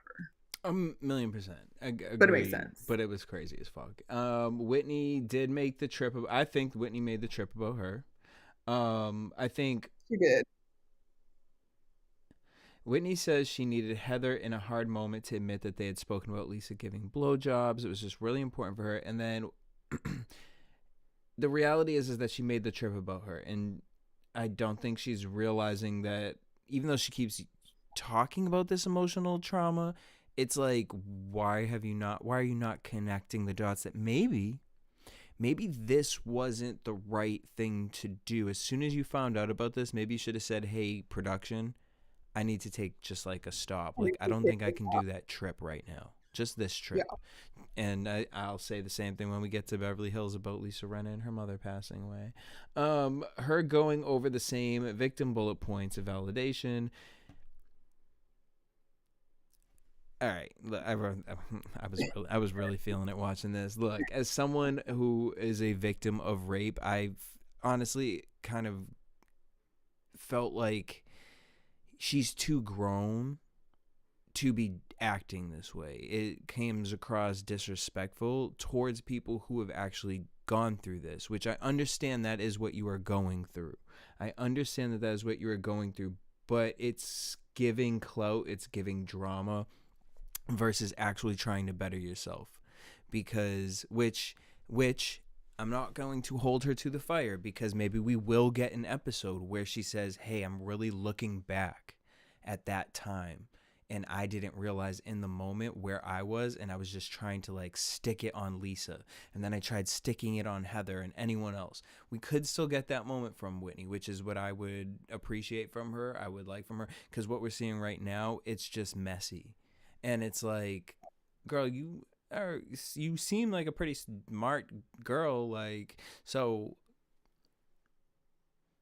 Well, she's in her feelings and thinking that she's not. That is like the most difficult person to deal with, is somebody who is deep in their feelings but think that they're not, and they're like, no, I'm just being this, and they're drunk on top of it. And they're drunk on top of it, but you're clearly in your feelings. So, I mean, Grace, I loved watching Lisa Barlow's face at that table when Heather was like, bitch, it's been about you this whole time. And Lisa was like, I really don't think she does understand that, like, she's being really harsh. And I was just like, but Heather was just like, I'm tired of this. Like, you're ridiculous. It was too much. And it was too much. It was definitely Ronnie, I totally agree with you. Ronnie said this episode made me feel we really need Mary back on the show. I think I said that the first episode. Mary would have been sitting there like, oh, Jesus. You're crazy. You're crazy. You need God. Yes. You need God. And then Whitney would have lost her shit even more. Like, God, fuck you. I was emotionally traumatized. It would be all bad. I would love it. Wait, Mary said something racist. That's why she's not on here no more? I don't remember. No, because she had the cult church. What's it called? Back. That was good TV. Yeah, but not if this is your like livelihood, and now the whole world thinks you have a cult church, and it's like, well, dang, this is where I'm getting my money. Let me not be. She said, let me not be Jen Shaw on here. Then we get back to the cabin or wherever these girls are staying in.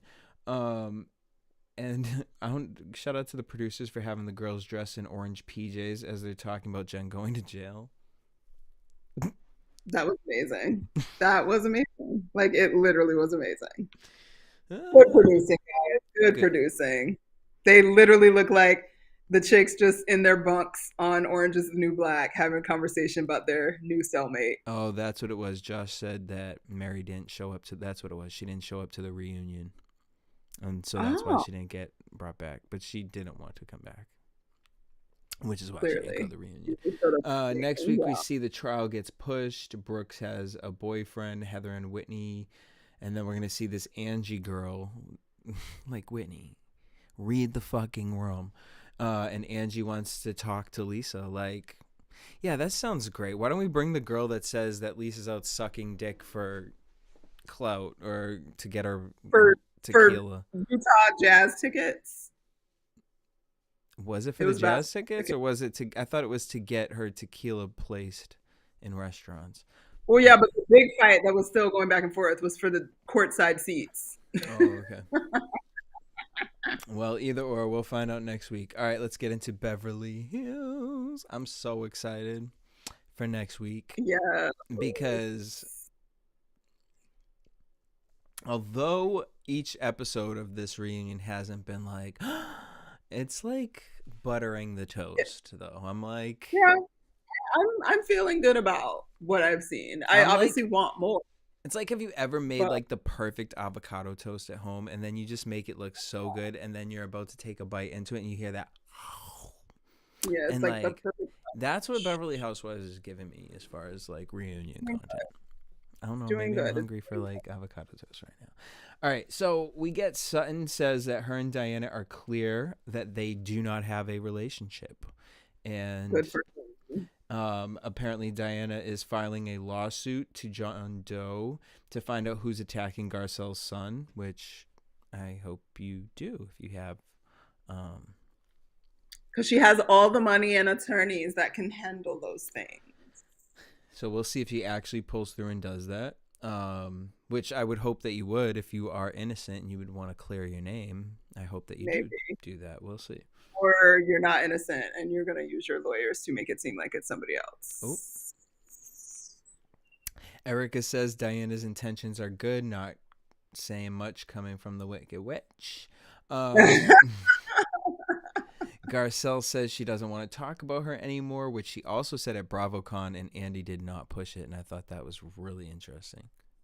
Well, I think that's a good thing because me and Twitterverse has a little bone to pick with Andy Oh, on this episode of the reunion and how he I'm not that harsh on Andy. I don't think he has to be like totally objective when dealing with the women, but some of that his energy towards Garcelle just I wasn't vibing with. I think he was a interesting. little bit extra. I think he was living in the like dismissive, oh, this is still the catty woman shit. But it is a very different dynamic with Garcelle that I don't think that, and he might not even realize how Yeah. different the dynamic is. And I think he started to get a piece of it when they talked about the group chat. And he was like, wait, why are y'all sending some shit on a group chat? No, And there's a second group. He said, oh, like, there's a second group chat. oh, there's a second, like, and the fact that he needed to get there and didn't get it, like, says something. But anyway, keep going. Sorry. Ronnie says, I don't have any interest in Kathy. Her and Kyle are such boring TV. Not a fan. Interesting. Ronnie, what? You are on a limb you say there because that? Bravocon cheered What? Kathy. And I mean, to be honest, Kyle has her little storyline stir-ups. Kathy's entertaining. She is a little tchotchke for me, but I don't even really know I what feel that like word Kathy's entertaining just as like comic relief, like random comic Yeah. relief. Like when she was talking about the homeless and the toothless, and that she worked with both of them, the homeless and the like. That's just great. That like was just good. Kathy's like the squirrel at the beginning of Ice Age. It's like I don't need it, but it just adds more to the film. Josh says I always have a bone to pick with Andy at these reunions. Period. He said he always has. Oh, he says he always has energy for the black women of Bravo. Well, what kind of energy do you feel? Yeah, I'm gonna say what kind of energy, because I don't think that Andy always understands dynamic of Black women, and I don't think it comes from a place of like he's racist towards the Black women. I think it comes from a place of he just doesn't get it all the time, and he's entertained by it, and as a white man just being entertained by it but not having a full understanding of it, it comes off as kind of racist because it kind of comes off as him like looking at them like dancing rabbits and shit, like dancing. So I don't necessarily think it's intentional and intentionally racist, but I do think that he probably need to think about some shit. But whatever, that's just my opinion. Well, backstage, Lisa and Erica were talking about Garcelle blaming the girls in the group for her son and how insane that is. Kyle I hated that. Them in that room all curled up on the couch, like, how dare she? How could she possibly think it's just so crazy that we would ever I know. I can't it's just crazy. It's so crazy. I'm just gonna tell my truth. Is it crazy? Is it crazy when you yelled at her son and cussed him out when he's 14 years old? No, honey, it's all dramatic. It's all part of the act and television, honey. Get with the program, kid. Get it, kid.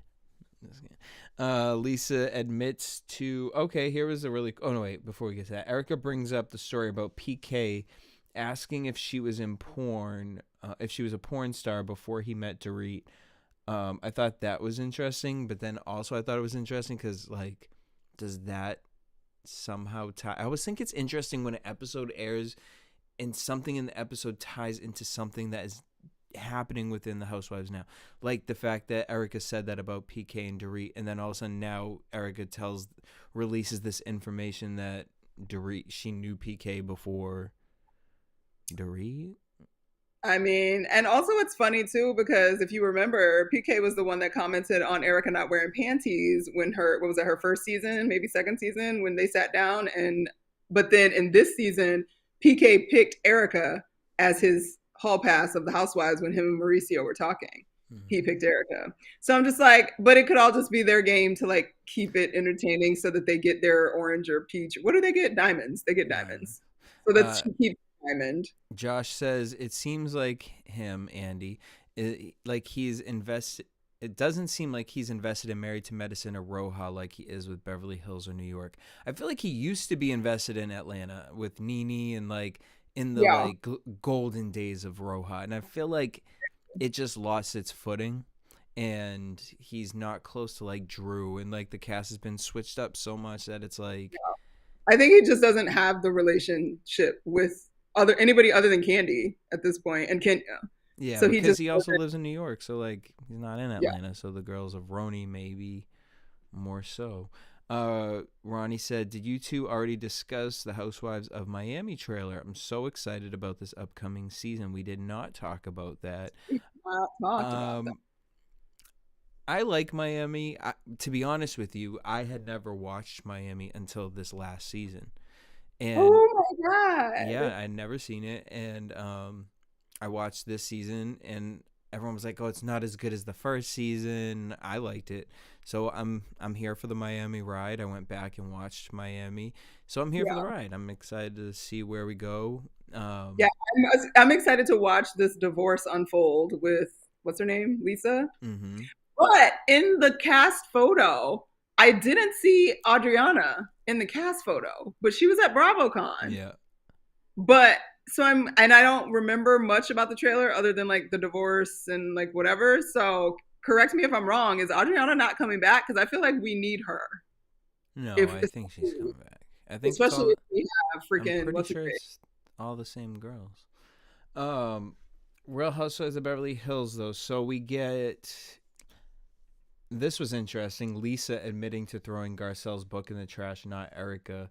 And again, like Erica, like Lisa praising Erica, like and Andy, like you took the blame for that. Like, well, okay, this is all junk. Like what? Like we're giving credit towards them doing something bad. Rude and disrespectful and just mean girls. And that's where I was like, come on, Andy. Like, I get that you might have like did it as a little jokey joke at the beginning, like, "Oh, girl, you took the heat for that one." The follow-up question should have been like, do you feel like a 5-year-old for throwing away this woman's book and then posting it on, or letting her throw that, or posting the picture of her throwing away the book? Like, why is that something that... And especially after she changed her entire book around for you. Yes, a grown-up like she adult. said, okay, I hear what you're saying. I can respect that. I'll make the changes, which cost her do what money I need too, and like, which is Exactly. respectable that she did that. Garcelle's son is working for Lisa Vanderpump. Lisa I got Vanderpump. Ronnie. Oh, sorry. Keep reading. Ronnie is a hater right now. Oh, what did he About- say? He Unfortunately, said- Adriana is coming back, but don't worry, she'll be a lackluster as her first 4 seasons. Oh, Adriana is so entertaining because she is so just about herself, and we got a conversation. It's fine. I like her. She has to balance out what's her face, Larsa. Lisa, Larsa, Marisol, and Gertie are the entire show. I mean, you're naming the whole cast. Yes, they are the entire show. But I mean, I think Adriana had Adriana in that weird relationship with the new lady whose name I will never remember, other than she's Martina Navratilova's wife. Oh, the lesbian one. Yes, the lesbian one. What was her name? I don't remember. I don't know what her name is. Yeah, that's not Garrett. She is a black girl, and Marisol is the you drunk. always gotta have like the goofies and then the hot girls and the like the talls and the smalls, like from Atlanta. Yeah, you know what I we mean? need balance. You need that balance. And Adriana getting naked on a regular basis, like we need that. I mean, I don't, but okay. I just like the fun girl. I'm wondering if they're vamping up. If they're vamping up for Lisa Vanderpump to make her return to Housewives in some way. I don't think she's going to come back and hold a crystal, a diamond, but I think she would come back, film some episodes with Garcelle, Camille, I think I said this last week, and Denise Richards to tie in some ultimate storyline next season with Lisa Rinna and Erika Jane. Like, which would be... I would be here for it. I mean, it's where realistically we need to be, because last season was, and then this season was, and now we need to just, you know what I mean? Like, let's just keep going. Let's just keep climbing. Let's just get Julia. I feel like Beverly Hills has a huge cast. So to add... That's okay. I'm here for it. I mean, because they already got like 8 girls, right? Yeah, but I'm here for it. You know what I mean? Think about these Hollywood parties when we go to them. You know what I mean? You can hang around. It's a big group, always a big group of people. You know what I mean? Okay. Yeah, I'm here All for right. it. And then it's like I less of like... I want Richards to come back, and I want her to stop being so like walled up. I think part of the reason that they came for her so hard is because she was so not transparent. And I just want her to be like, yeah, you're a bit, like, be transparent. Like, be who you are fully. Be transparent. And her kids are older now, so maybe she'll be more comfortable. Lisa Rinna. Okay, so here's... Okay, yes, she got booed at Bravocon. Here's my nice sentence for Lisa Rinna.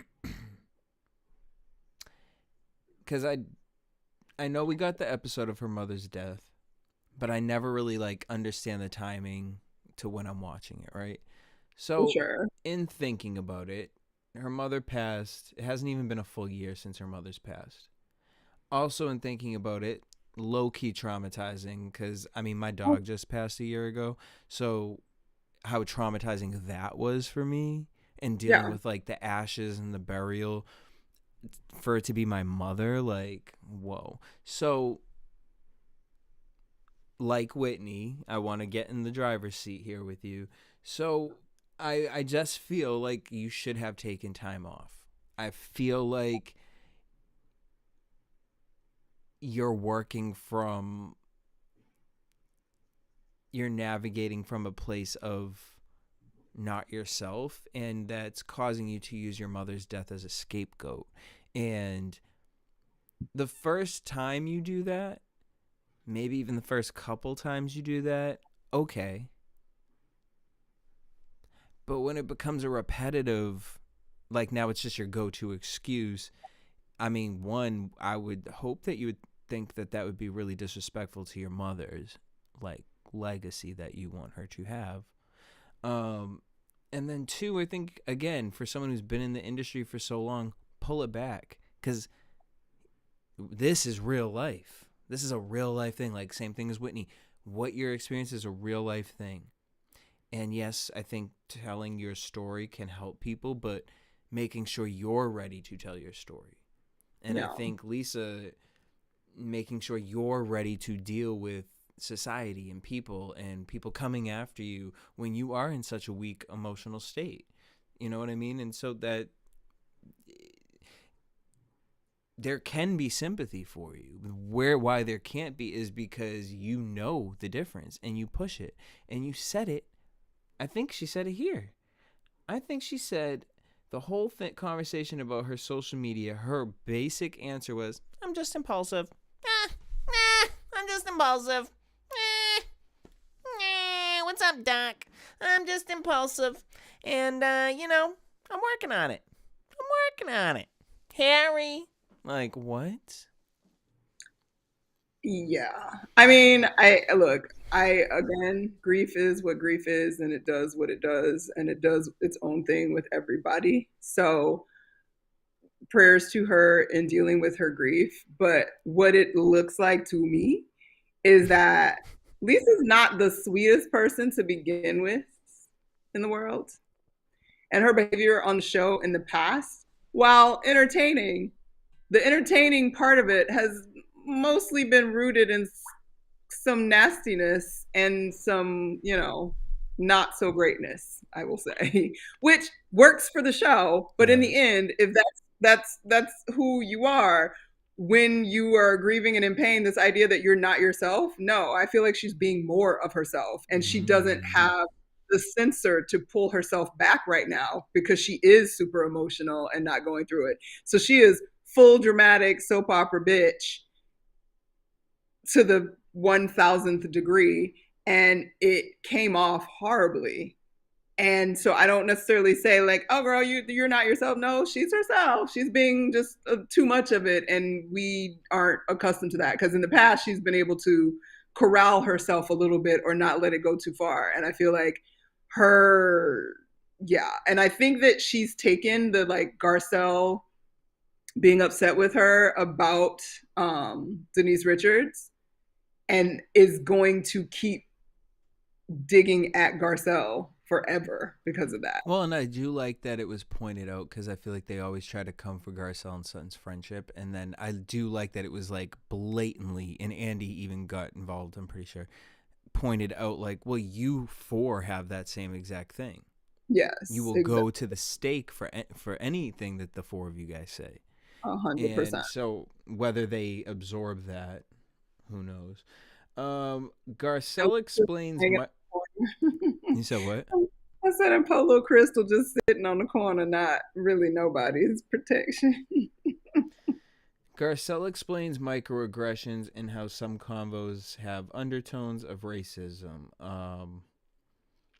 And I forget what that was in reference to, but she didn't feel like that, but she was explaining that as a black woman, that happens in life often. And then that's when Crystal hopped in and was like, okay, guys, like, but that's what I was trying to say. And, I wish Garcelle said it versus Kyle. But like what you said, Crystal, was an actual lie. Why? Because you said that something was said. You could say, she didn't really say like, the N-word or whatever, but it was there was never a conversation about energy. Yes. So, or Crystal, even better, you could have said what she didn't say. You could have been like, she didn't use the N-word. It wasn't like that. It was just some things that made me uncomfortable. Because the bottom line is you left it open so people had to imagine what could be so awful.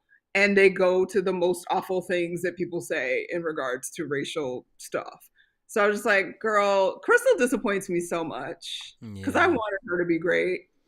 She's a smart girl. She's gorgeous. Like, she's tall. She's beautiful. Like, I'm just so then I didn't realize that the friends, these 14 girls, it's not even a real 14 girls, it's really, what's her name? Teddy Mellencamp is one of the girls.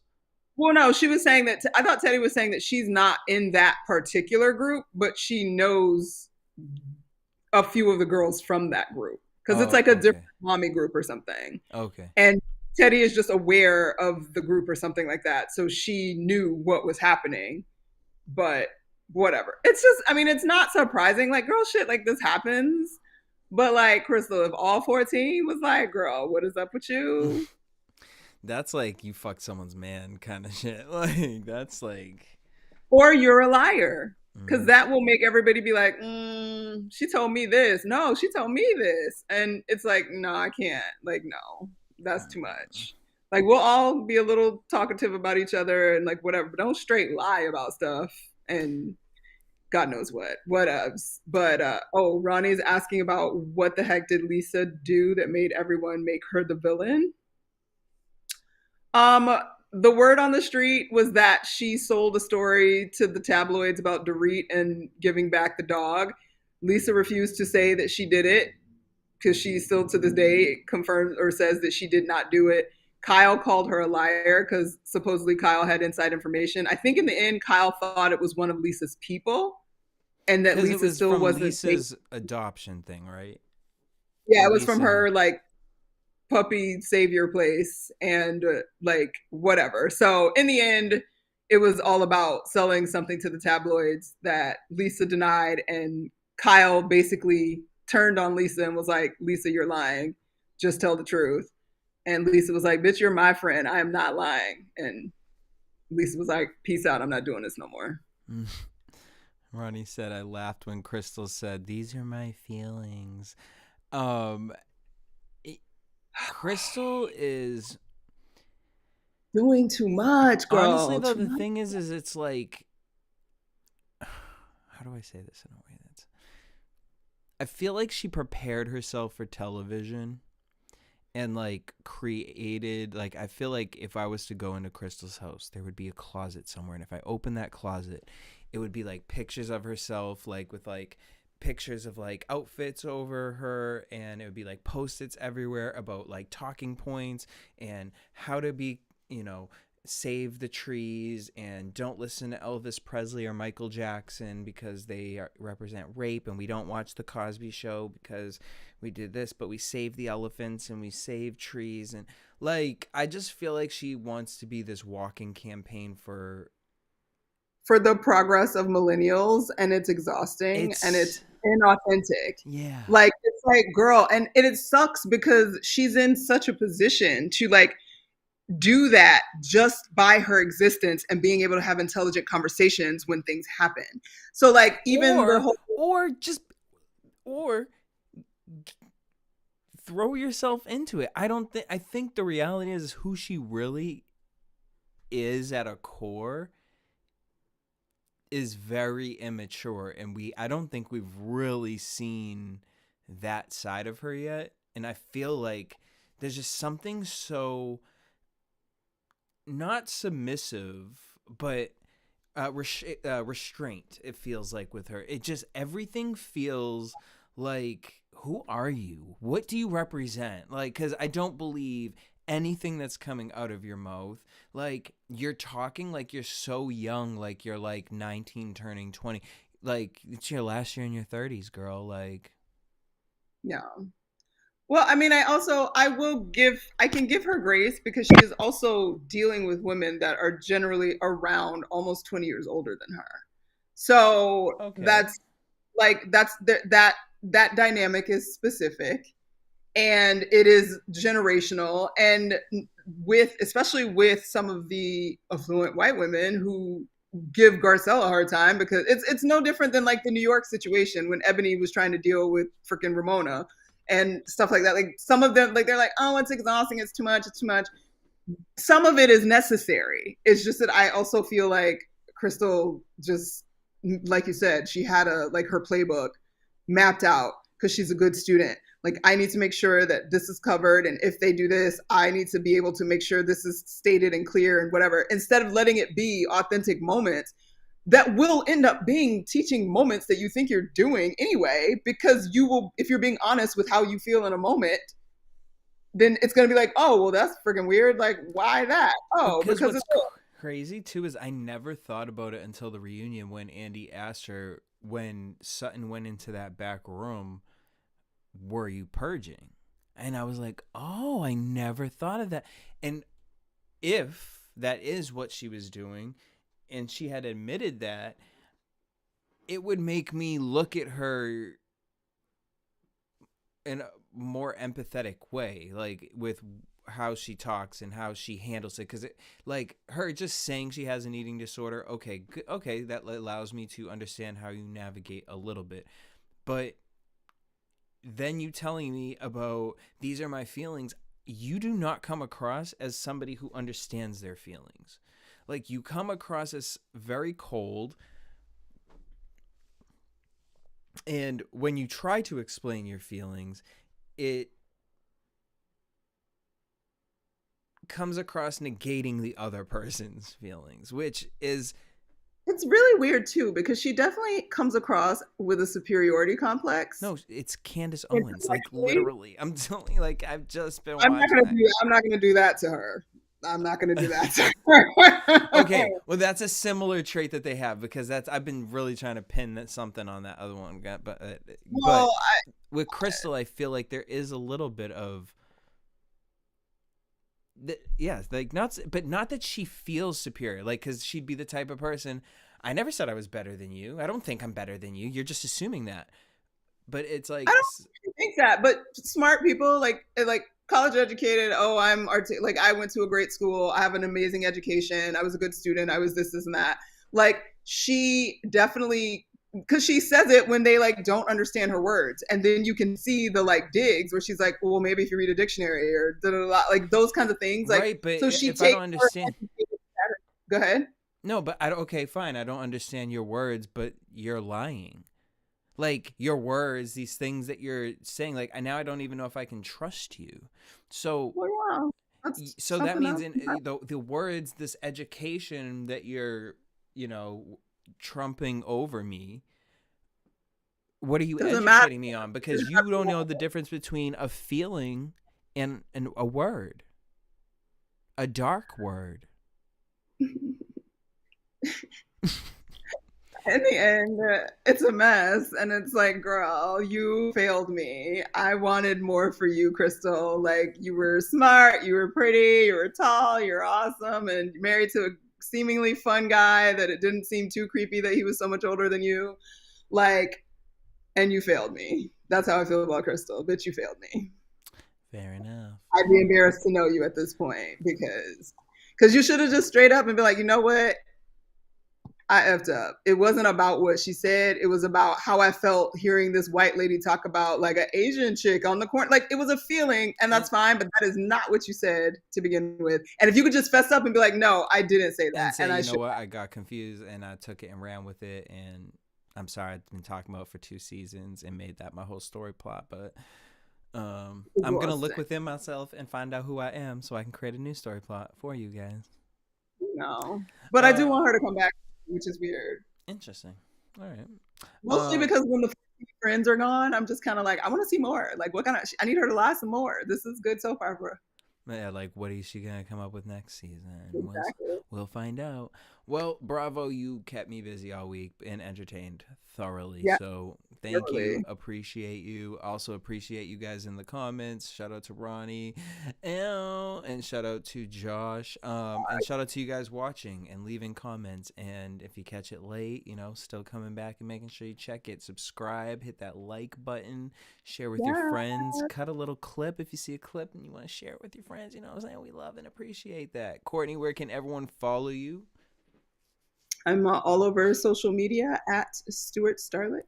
Boom. You guys can hit me up everywhere at DJ Jesse J, but please hit me up at Next Move Swing across all social media platforms. I'd prefer you to follow that. You know what I mean? We're trying to build, create, climb up the ladder, and get on up that mountain. But I'm coming for Ronnie real quick. Larsa is not the queen. Oh. Keep going. Oh. Sorry. We're going to wrap up. too, but I do think I would be friends with her in real life because she is a Taurus, and I love Taurus. Do you? Okay, whatever. We're gonna take this conversation on for another 2 hours. No, but literally, I do think that I've had that. I forget who I had that. Oh, Ashley. I told Ashley that, and she was really surprised by me saying that. But she's a Taurus, and I think that it's like a very like, yeah, we'll have this conversation offline because This is gonna I was go. about to call somebody. Something like, oh, no, let me not. All right, y'all. Next week, same time, same place. Peace.